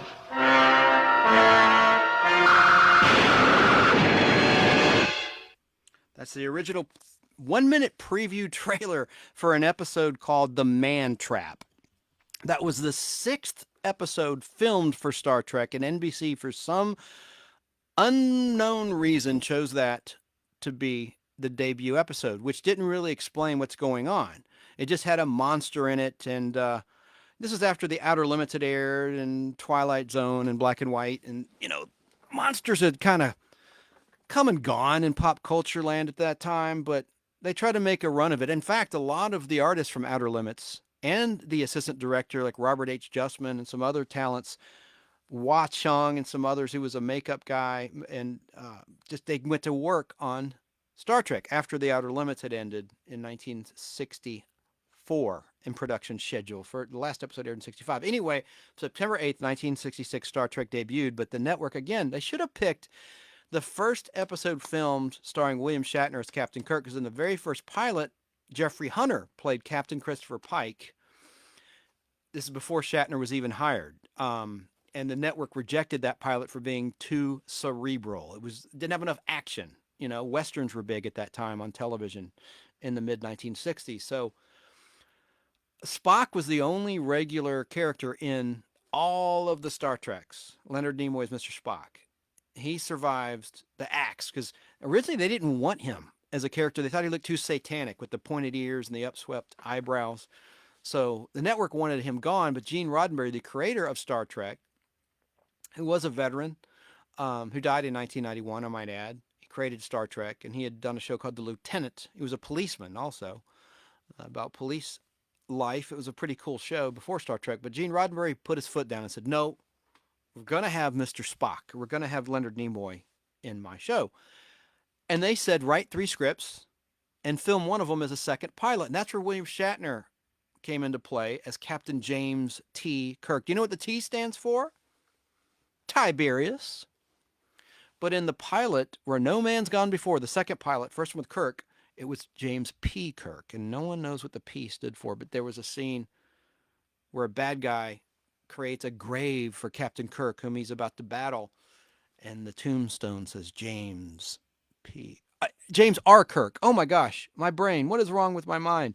Is it James? I think it's James P. Kirk or James R. Kirk. Anyway, it wasn't James T. Kirk. That came later. James Tiberius Kirk. So, yeah, Star Trek is 55. Double nickels. 55 years old. I can't believe it.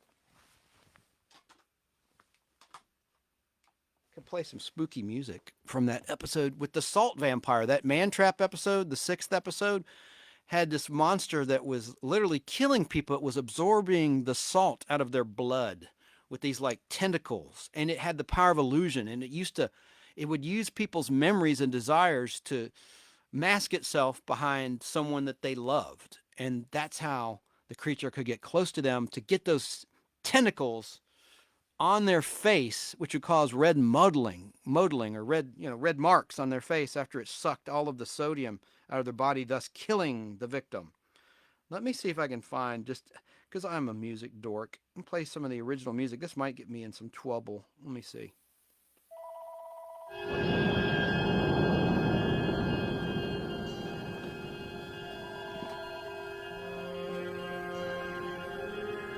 Hey man, hold on.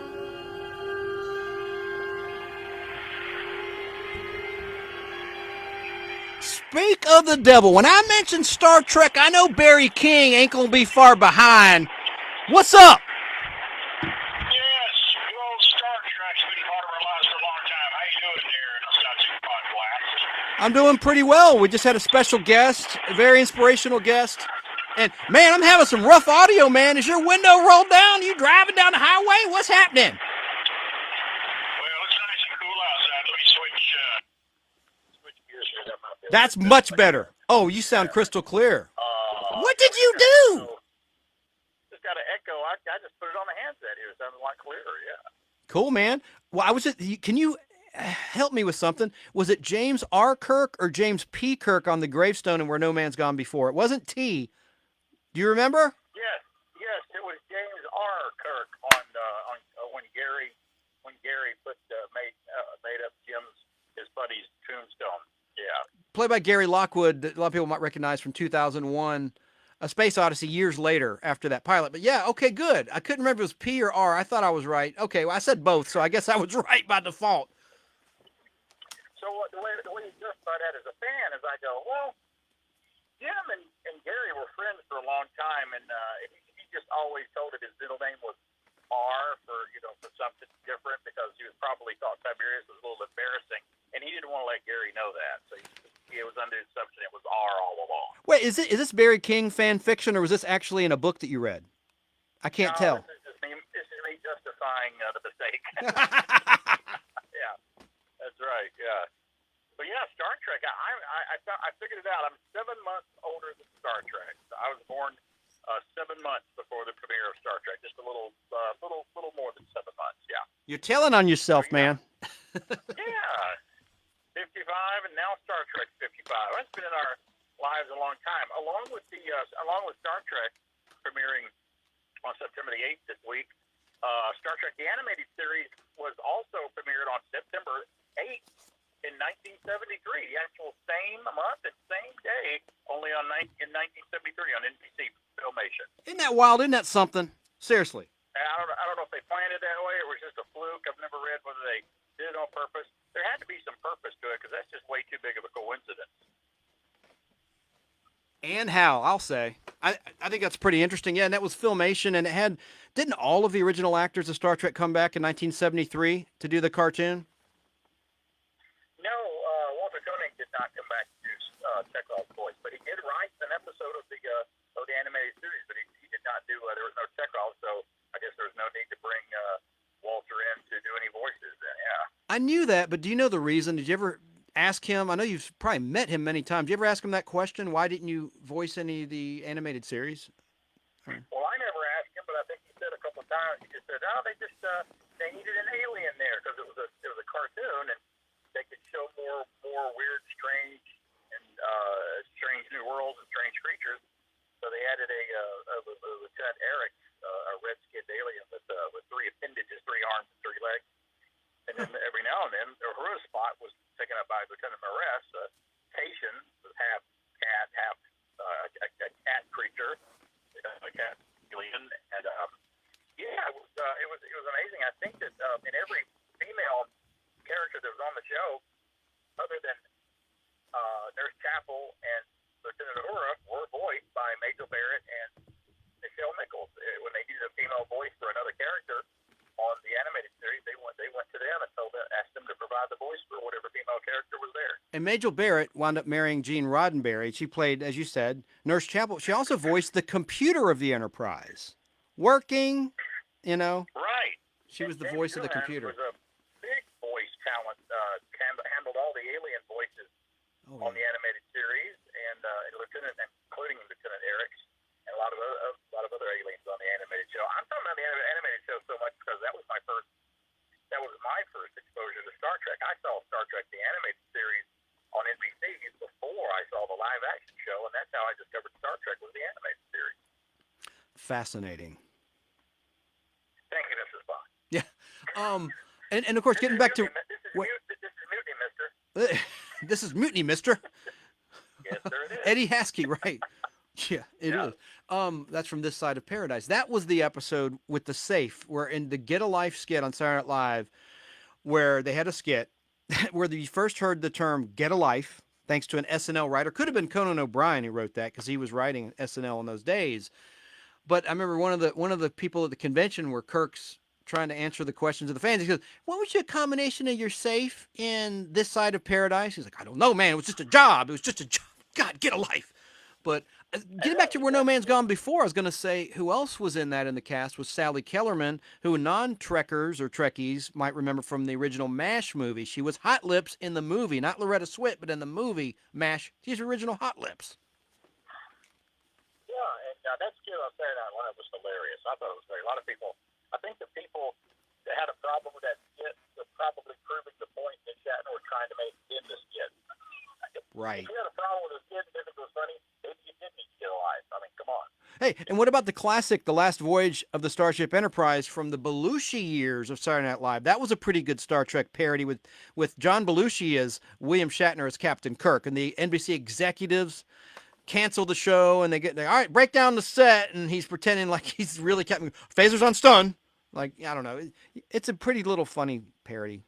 I didn't really do it justice at all there. Yeah, Crickets. it was funny, and a lot of people would watch it today and maybe not get a couple of jokes that are in it because they're very of the time. He ends his captain's log, or one of his captain's log on that, Belushi does, as he ends it with the word promise. And I didn't get that either right. Yeah. That's a little take on William Shatner. Used to be the record commercials for Promise Margarine back in the day. Well, there's a line in there too. He goes, the margarine. Hey, Shatner, there's a margarine company wants to talk to you. Right. And I'm like, what does that mean? So he endorsed, that brand. I don't even know that brand anymore. I never even ever tried it or had it or saw it in my life. Promise. I don't think. I've had Blue Bonnet. That's about it. Anyway, I digress. Or what was the other one? Parquet. Butter. Parquet. Anyway. Yeah, I've got a Parquet margarine commercial that I run on the BK on the Air podcast, the Escape Pod, where it's Vic Tayback, Mel from Alice, on a Parquet commercial. It's hilarious. He's arguing back with the butter, Parquet. Oh, yeah. But you can obviously tell it's him. That's right. We could do a whole Podblast here at Command Center on Star Trek, and I'm going to invite you over. I want you to do that, and we can do this live over here. And I mean, it would be very specialized. I'll have to put it on my YouTube channel. I don't know how many people would dig it on Fistful of Radio, but hopefully some will tune in and learn something, those that don't dig Trek. I mean, you did a great exhibit with Alan on BK on the Air at the Tellus Science Museum in Cartersville, Georgia, and you covered all the technology of Star Trek that has really come to reality. From the communicator, do you want to talk about some of the science that Star Trek inspired in real life? Well, we did on some. It's a sci-fi exhibit at the Tellus Museum up in Cartersville about how science fiction influenced science fact later on, and then how science fact, in a way, would influence science fiction too. And a lot of things like the flip open communicator that Kirk uses in the television series went on to resemble the flip phones that we use. We actually have thermometers now where you can actually point it at your forehead and get an instant reading thanks to an infrared signal hitting your skin and bouncing back, and it can give you the temperature, and that's kind of sort of a tricorder in a way. I mean, an early tricorder reading, that's what McCoy would do with his tricorder, scan your body, tell you what's wrong with you, what your temperature is, if you're sick, you have a disease or something, and we're moving closer toward that. There's a lot of things that have come to pass. I mean, I understand we're getting close to planning on building a base on the moon, and that's another facet of sci-fi that's becoming a reality. Diagnostic beds that McCoy would use in sick bed. When someone would lay down on the bed, you saw his vitals pop up on a readout right above him. Now, for the longest time, they had to hook up to somebody. But now we have the wireless ones that in a lot of ways can pick up a lot of your vitals through a wireless device or a wireless technology. So it is kind of headed toward Star Trek and science fiction territory. Even 2001, Stanley Kubrick was a visionary too that did that. So yeah, it's great stuff. Star Trek was amazing. It's another one of those billion dollar franchises that's been going strong since 1966. It's had its ups, it's had its downs. I currently think that it's in another downslide, but that's just my personal opinion. I'm not into a lot of the new Star Trek that's out or coming out. It's just personal preference. I just don't like things that if you slap a name on something and I'm a fan, that doesn't mean I'm going to automatically like it if the word's on there. But got a new Picard series trailer that just premiered this week. Second series of the Picard television series on Paramount Plus. Right. We've got the director and people that worked on WandaVision now supposedly in charge of doing a fourth Star Trek motion picture, maybe based on current cast and current continuity of Chris Pine and Zachary Quinto. I hear that Star Trek Discovery is gearing up and now in production again, and you got a new television series called Brave New Worlds, or Strange New Worlds, I think, is coming out with Pike and Number One, and some of the other characters some other characters are going to be on there along with Spock. Which Number One, the male or the female Number One? That was a character. We didn't explain it in the first pilot. I talked about before you called in how Leonard Nimoy's Mr. Spock was the only character that was in all of the Star Trek episodes, including the Cage, but also Majel Barrett, who went on to play Nurse Chapel, played a character called Number One that was tailored for Star Trek The Next Generation many years later. Number One meaning first officer. And Right. Well, this Strange New Worlds TV series will obviously be the female number one based on Pike's number one, and that's Rebecca. I can't remember her last name. She played Mystique in the early X-Men films, and the show Life for Arrogance. She played in that as well. So yeah, she'll be back as number one. Oh, Rebecca Romaine? Yeah, that's her. Yes, yeah. And so yeah, Gregory. I can't remember his Ethan Peck. That's Gregory Peck's grandson is playing Spock on Discovery and on Strange New Worlds is coming out. So there's the Star Trek on the horizon that's coming out. There's a children's show called Star Trek Prodigy coming out. You got this weirdo comedy called Lower Decks, which is kind of like a Venus and Ferb type thing, which I don't care for, but it's Star Trek. They slapped the Star Trek name on it. Some people are watching it. So Star Trek is still steaming right along and boldly going. It was like. And it's not owned by Disney, at least not yet. Yeah, well, it's not owned by Paramount anymore, but it's owned by CBS, who bought Paramount. So a lot of our classic names and production companies are gone. We'll never hear the 20th Century Fox fanfare anymore. That's what I thought was missing from the newer Star Wars movies when they came out. I'm like, oh, we expected to hear that 20th Century Fox fanfare at the beginning of a Star Wars film, but you didn't get them on the new ones. But 20th Century Fox is gone, Paramount's gone. A lot of things have changed. A lot of people got bought, and a lot of things are different. And I just realized that Disney, since they bought Fox, they now own The Sound of Music that I talked about earlier because it's Angela Cartwright's 69th birthday, and she was one of the Von Trapp kids in that film. And they also own Planet of the Apes. That's now Disney. So coming soon to a theme park near you, you're going to ride the monkey ride or something. I don't know what it would be. Oh, good. If Disney put together a Planet of the Apes ride, it's going to be exciting. All their rides usually are exciting. Yeah, Disney does it right. I got to give them credit when it comes to the theme parks. And I like Universal like you. I like Universal just as much in Orlando. I think Universal's the only park I'm going to be able to afford because I've priced Disney World lately. It's getting where the average family can't afford to go to Disney World anymore. They're really pricing themselves right out of I want to say out of business, but I don't think they ever will. But it makes it very difficult to go to Disney now with eliminating some things that they did and charging things. And my wife, who's a staunch Disney fan and loves it, she's very upset with how they've been doing things over the past few years. And so is a lot of other people. Well, we already talked about Shang-Chi, so I don't think we need to go there, which is doing great box office, by the way, because they were smart, Barry. We've talked about this before. Whoa. Did I lose you? Hello? Oh, man. Oh, no. Well, what was I going to say? Oh, I was going to say they didn't stream it. They did the right thing with Marvel's.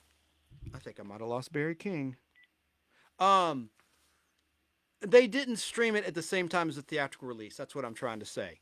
They actually were smart and released it only in the theater, and it paid off for them, for Marvel. They scored some big bucks. And again, I'm still just floored about Amazing Fantasy 15, originally released May 1962, selling for a 9.6 graded copy, mind you. So that's almost, it's mint condition. It's almost perfect. Perfect 10 being absolutely perfect. Sold for $3,600,000. So I guess we'll wrap here in a sec. I do have a couple other things I was going to talk about with Barry, but I'll just talk solo unless he calls back about this. I played last time, and we're going to get back to the stand-up comedians on Sunday. I got some awesome material for you on Sunday in the Nostalgic Podblast in part 3 of my tribute to the greatest stand-up comedians of all time. Going to feature Jerry Seinfeld, some of the other heavy hitters, male and female, that we haven't covered yet. And I may even have to do a part 4. I'm going to try my best to knock it out on Sunday, but I don't want to go and have like a super long 4-hour show. That's just too long. Hell, 3 hours is too long. But I'm gonna do my best. I'm gonna do my best to try to get that done all on Sunday and wrap up that topic. So I'm going to play a little bit more of the Star Trek background music as I get my bearings. This is from the first episode that ever aired. It's real spooky because of that monster, the salt vampire.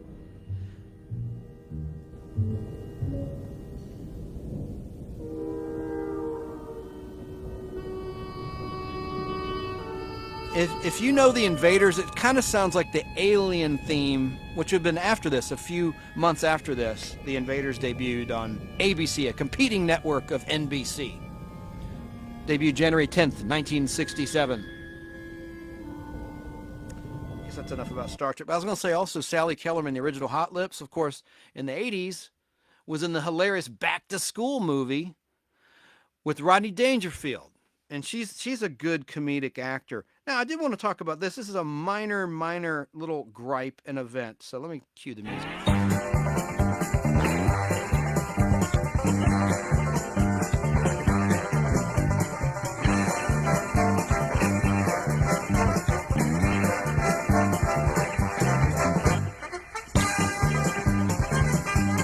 Family Feud. It started in 1976 with Richard Dawson. His first name is Colin in real life, born in England. Colin Elm is his real name. But it debuted in 1976. Now, here's my gripe. I've talked about this. There's a great channel. It's one of the main channels I watch called Buzzer. In the Atlanta, Georgia area, it's on 5.3. That's a WAGA TV sub-channel, but it's also everywhere on Pluto TV, and they play classic game shows like the Game Show Network used to do when it started in 1994. Now it plays nothing that's classic except Match Game. But Buzzer is going where the market is, and there's a huge demand to watch classic game shows because of the comedy and the personalities. It's not just a bunch of people with an affinity for watching Jeopardy. You know, I don't want to offend anyone. It's not. I mean, there are stand-up comics that watch game shows, and I always get great material from watching these classic game shows. But why am I playing Family Feud? Here's why. I was telling my friend about something really inappropriate that Richard Dawson had said in a really old Family Feud from 1982, where he would kiss all the women, and it was really inappropriate. Even before, forget the Me Too movement. It's just icky all around. But I like Richard Dawson. He's European, so I cut him some slack.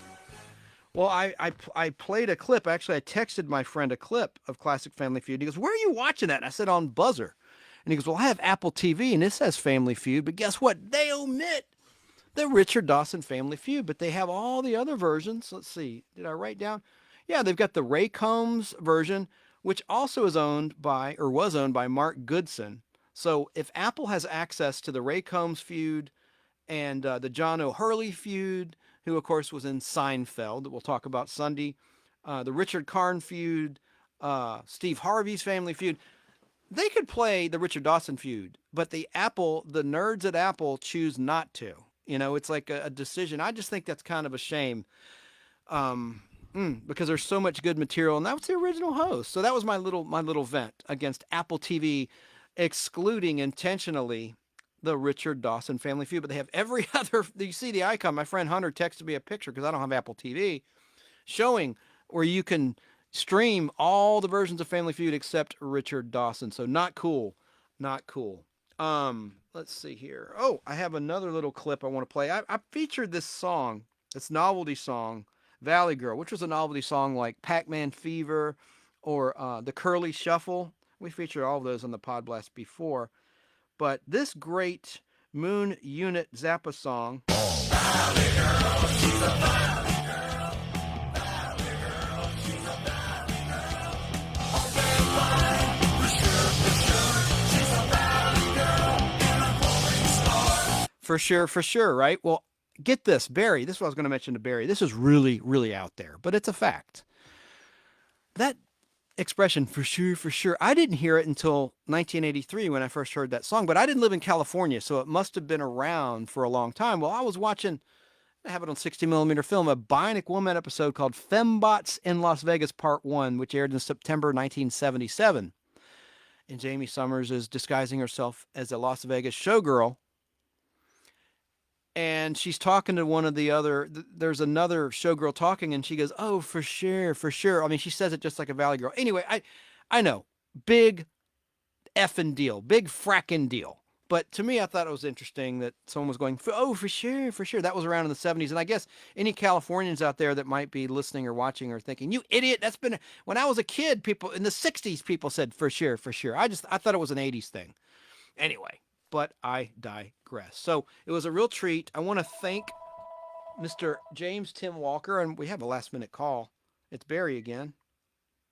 Mr. King, you are back from the dead. Sorry, I slipped into the Beaker black hole cloud there, and I lost reception there. I didn't mean to do that. You went into the black hole, man. You went into the twilight zone, but you're back. You're back. Yeah, the expression, I heard you talking about for sure, for sure. Yeah. I actually remember them saying that expression, not like a valley girl, but that was another phrase that I would hear on a CB radio in the 70s when they would acknowledge something you're talking about, and when they agreed with you, and they didn't say it like a valley girl, but they did say it. They went, for sure, I'll catch you on the flip side, for sure. And I do remember saying that, too, long before the 80s, yeah. Interesting. Well, that jives because this would have been filmed in like June 77, aired in September 77. You remember the fembots in Las Vegas? When the Bionic Woman left ABC and went to NBC, it only lasted 1 year. And she debuted with the Bionic dog, Max, which stood for Max a Million. Get it? He cost $1 million to get reconstructed as a Bionic dog after a terrible fire, injuries in a fire that the fictional dog endured. Huh? It was a beautiful German Shepherd, too. Oh, yeah. Maximilian. That was quite the gimmick. And I have those on film. Man, I got to have you over here. I have those on film. I have all these on reel-to-reel film, as well as DVD. You know, I got the DVDs also, but I digress. 10-4, for sure, yeah. Oh, shucks. And I want to mention something while you're on the line. You know how I feature kind of like a nostalgic candy? I was going to save this for Sunday, but I might as well say it now. Bonbons, right? I think they get a bad rap. It's like the black sheep of candy. Whenever someone talks about a lazy person, they go, oh, yeah, she's just sitting at home eating the bonbons on the couch, not working. Why are bonbons always singled out? It's like discrimination. It's candy discrimination, damn it. Yeah, I also didn't get I don't understand a lot of things. Like, oh, man, I'm sick as a dog. I'm like, well, dogs aren't always sick. You know, they're usually okay. But exactly. I never got that either, yeah. But, yeah, bonbons, they got a bad rap for someone sitting there. And just a couple sentences about bonbons. It's a small chocolate confection that most people know, and they're usually filled with liqueur or other sweet ingredients, not necessarily alcoholic. And they're sold and wrapped in colored foil. And the word bonbon arose from a version of the word bon, meaning good in the French language. And its use originated in the 17th century within the French royal court and spread to other European countries by the 18th century. Bonbons began to be served in ornate containers by the middle of the 18th century, which would be given as gifts at festivals and on holidays such as New Year's Day. There you go. That's my little bonbon educational piece. All right, cool. Oh, man. Well, let me see. I'm just going through my notes because I had pulled some stuff to discuss. So you heard Angela Cartwright, 69. That blows my mind. She's 69 years old because I'm used to watching her as a kid on Lost in Space. You know what I'm saying? Yeah, and I saw her. She's in a great episode of the local Grunt television series, too, that came along in the 70s. That's right. Oh, I remember. You are a very happily married man, of course, but you did mention that you did think, in the past anyway, that Rachel Hunter was smoking hot. And it's her birthday today. Rachel Hunter. Anything to say about Rachel Hunter? Any sounds, anything? Out of all the supermodels that came along, and I mean all of them, like Cheryl Teague, Cindy Crawford, just name all the supermodels that have come during our days. If I had to choose my favorite one that I think was the most gorgeous, at least to my eyes, I always gravitated toward Rachel Hunter. I mean, she's always just, to me, a very beautiful lady, and lucky Rod Stewart, at least for a little while. Rod Stewart always married to really total babes, he really did. Yeah, he took Ashley Hamilton's ex-wife for a while. Ashley Hamilton. Rachel Hunter was always my favorite model. Yeah, that's cool. Yeah. And well, he's deceased. Cliff Robertson's birthday's today. The original Uncle Ben in the first Spider-Man movie with Tobey Maguire, and he was in, of course, Star 80. He played Hugh Hefner, and he was in The Galaxy Being, the pilot to The Outer Limits back in 1963. Just a great actor. Anyway, I just want to remember him. And I did. Cliff Robertson, great actor.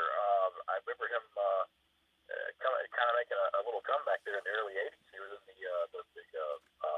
movie that last film Natalie Wood was in. Brainstorm, directed by Douglas Trumbull, special effects guy. Yeah. with which Jim Gossett can do a great Christopher Walken impression there, and he was in that movie. And of course, so terrible about what happened to Natalie Wood. I'm not going to be morbid, but that's still a mystery. I mean, that's why I can't watch Heart to Heart, because I just don't know, man. That gives me the creeps. Whenever I see Robert Wagner, I just wonder, did he have something to do with that, or was it Christopher Walken? Just things that make you go, Yeah, and with all due respect to Natalie, her sister Lana. Oh God, was a hot. Wonderful, beautiful lady. Actually, I think Lana was a little better looking than Natalie Wood, but that's just me. A lot of people don't think that. I agree. No, I agree with you. but yeah, they both. Natalie Wood fell on some very Terrible, horrible problems, and Lana's had her share of problems too. So. Oh, you've got to see a movie. Maybe you've seen it, maybe not. We've talked about it. Nightmare in Badham County was recently released on Blu-ray, and there's an R-rated version. I always thought it was a TV movie. It's about the Deep South and a female prison. And Tina Louise, the original Ginger on Gilligan's Island, plays a terrible, like trustee, like a lady policeman, obviously a lady. And also in that, why was I talking about that? In the cast, you had just look up Nightmare in Badham County. And I'll leave it at that. We'll watch it one day. That is a great exploitation movie. If you like prison movies, and it's a lady prison movie. It's Robert Reed's in it, for gosh sakes, as the warden doing a southern accent. Ralph Bellamy is in it. Who are we just talking about? I had a brain freeze. Lana Wood. Lana Wood's in it. Thank you, Lana Wood. That's why I want to bring it up. Lana Wood's in it as a sadistic guard, and man, is she hot? And she's saying the F word and all this, and Tina Louise, gosh, her character's a terrible racist in that movie, and you'll see. It's just the movie is shocking. Anyway, you got to see it. Deborah Raffin is the star, and she plays a California girl that unfortunately has a blowout tire in the Deep South, and all sorts of hell breaks loose. And then the rifleman, the star of The Rifleman, plays a bad cop in that. It's just got a great cast. I think I saw that. Chuck Connors. Yeah, I think I saw that movie years ago. I think I saw that. It was pretty rough. And what put me in mind of Lana Wood, too, was recently Pluto TV is now running the James Bond movies again. They had them also on up. Now they're back. And Diamonds Are Forever was on yesterday. And I'm like, oh, there's Lana Wood. There's plenty of O'Toole in Diamonds Are Forever with Sean Connery. What a double entendre. Plenty of O'Toole. Named after your father, perhaps. What? A double entendre in a Bond film? Yeah, no. yeah. Oh, she was very well endowed, and she is doing a southern accent like Tina Louise in that movie. But I'll step off of that topic. I'll let you borrow it. Didn't you say you can still play Blu-rays if you can find your player? Yeah, somewhere. But I think I saw that years ago. It does ring a bell. The whole thing about Chuck Connors being in it. Yeah. Oh, he's a bastard in that movie. Did you see his character? Did you ever watch Room 222? We talked about the passing of Michael Constantine, but the theme was by Jerry Goldsmith, and I know you're a big fan of that composer, God rest his soul. But I love the theme to Room 222. Played it earlier. If you ever watch or listen to this Podblast while you're cruising around, you'll hear when I played it. I played a cover of it, and it was really good music that he scored there. Yes, I never got to watch Room 222 a lot. I did watch it come on as a kid. When I was a kid, that's when it was on, and it was one of those shows that just didn't appeal to a child, so I wouldn't watch it back then. But I do remember it coming on. I do remember very much so crushing on Karen Valentine, another beautiful lady. That's right.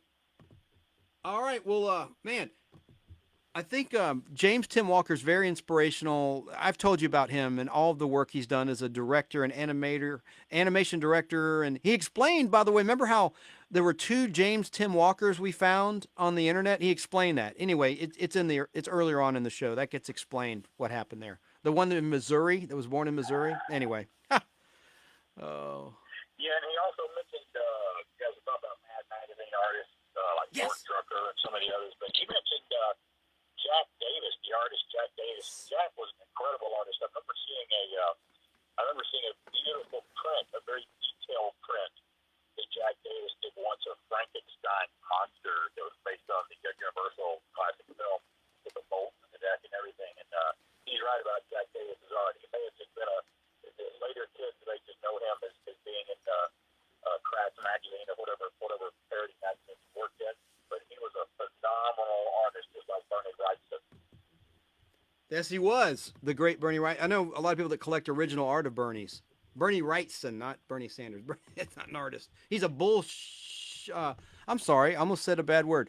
What is it in Battlestar Galactica? Felgerkarp. He's a bull Felgerkarp artist, but I digress. Let me look up the score here of the game. Oh, did I lose you? No, I'm here. Oh, I have another call coming in, but I can't take the call. I'd rather talk with you. I don't know who it is, but. Well, I'm actually going to be taking it out here soon, so I'll end it now and take this show, and I'll always check in with you, and I'll be listening to the rest of the show, man. Thank you. And you're on Saturday mornings, BK on the Air, WBHF, and the TuneIn app, and WBHFradio.org live, 10 a.m. to noon on Saturday, Eastern Georgia time. Thank you, Barry. Drive safe. And also on Fistful Radio. Absolutely. Down there. All right, buddy. Thanks, brother. Bye. The Nostalgic Podblast. They hung up. Call back. It's too late to be a telemarketer. Now, the game. Let's see. It's 26-28 as we're live, and the Dallas Cowboys are losing. It's third quarter. Third quarter's about to end. I'm going to try to call back that caller before I sign off. Let's see if I can do that. Yeah, let's see. Let's see if this person will take my call. Let's see what this call was about.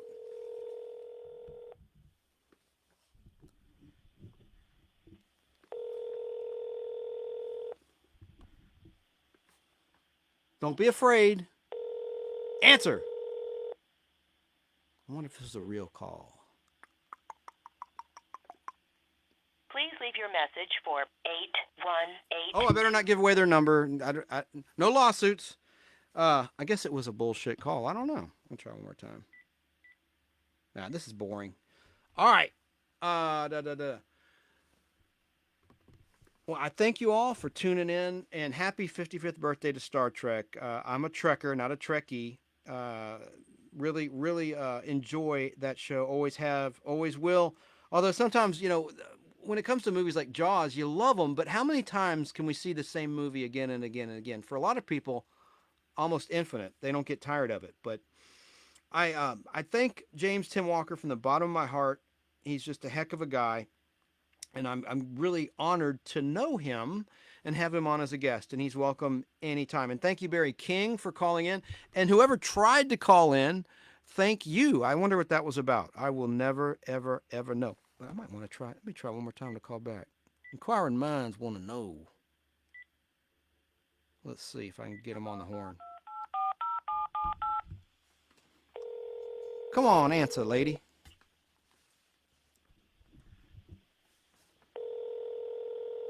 It's probably like, God, I'm sorry I called. This guy's harassing me.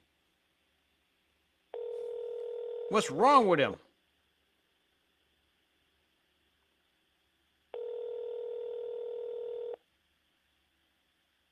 Are you going to answer?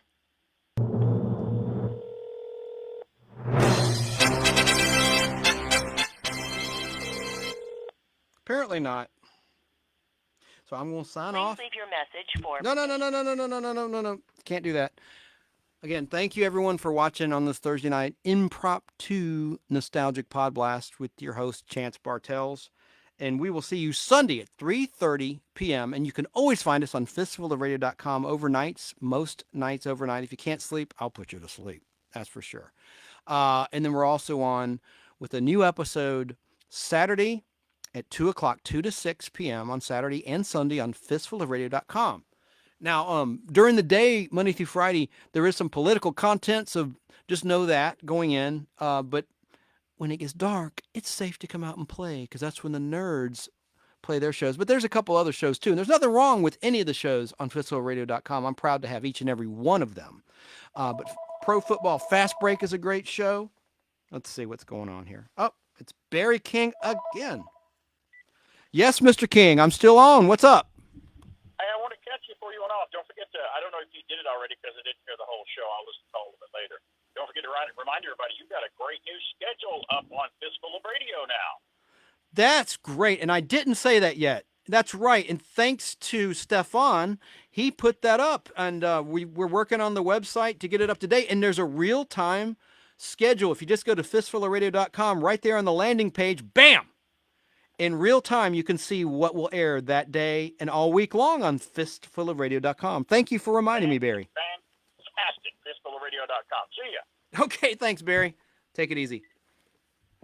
I wonder who that mystery caller was. It said Susan. I want to know what they had to say. Are you still out there, girl?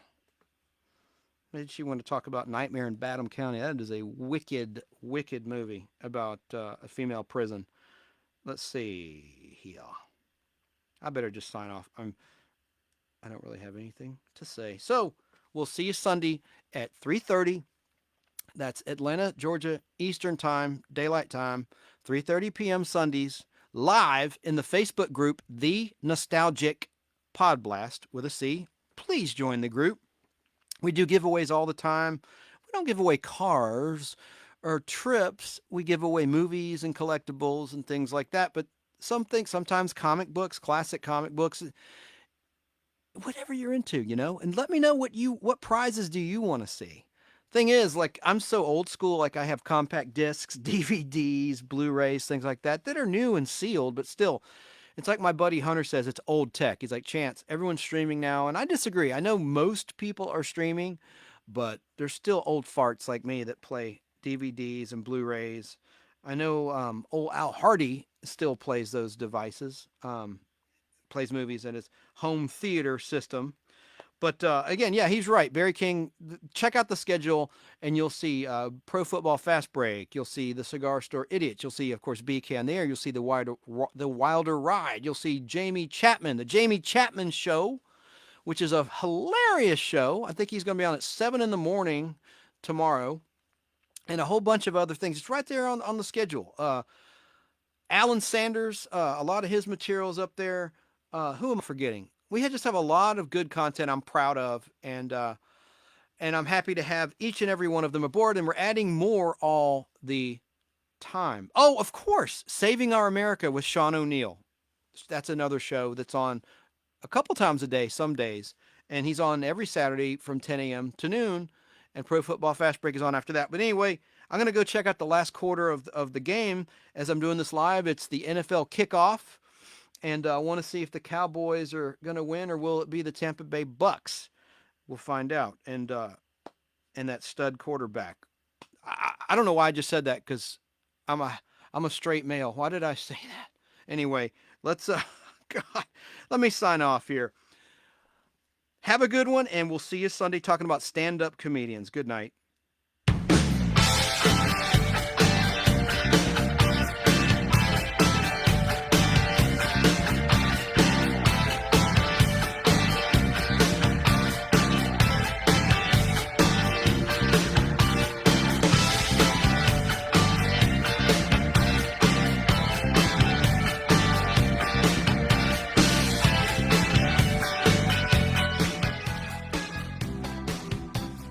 Have a great week.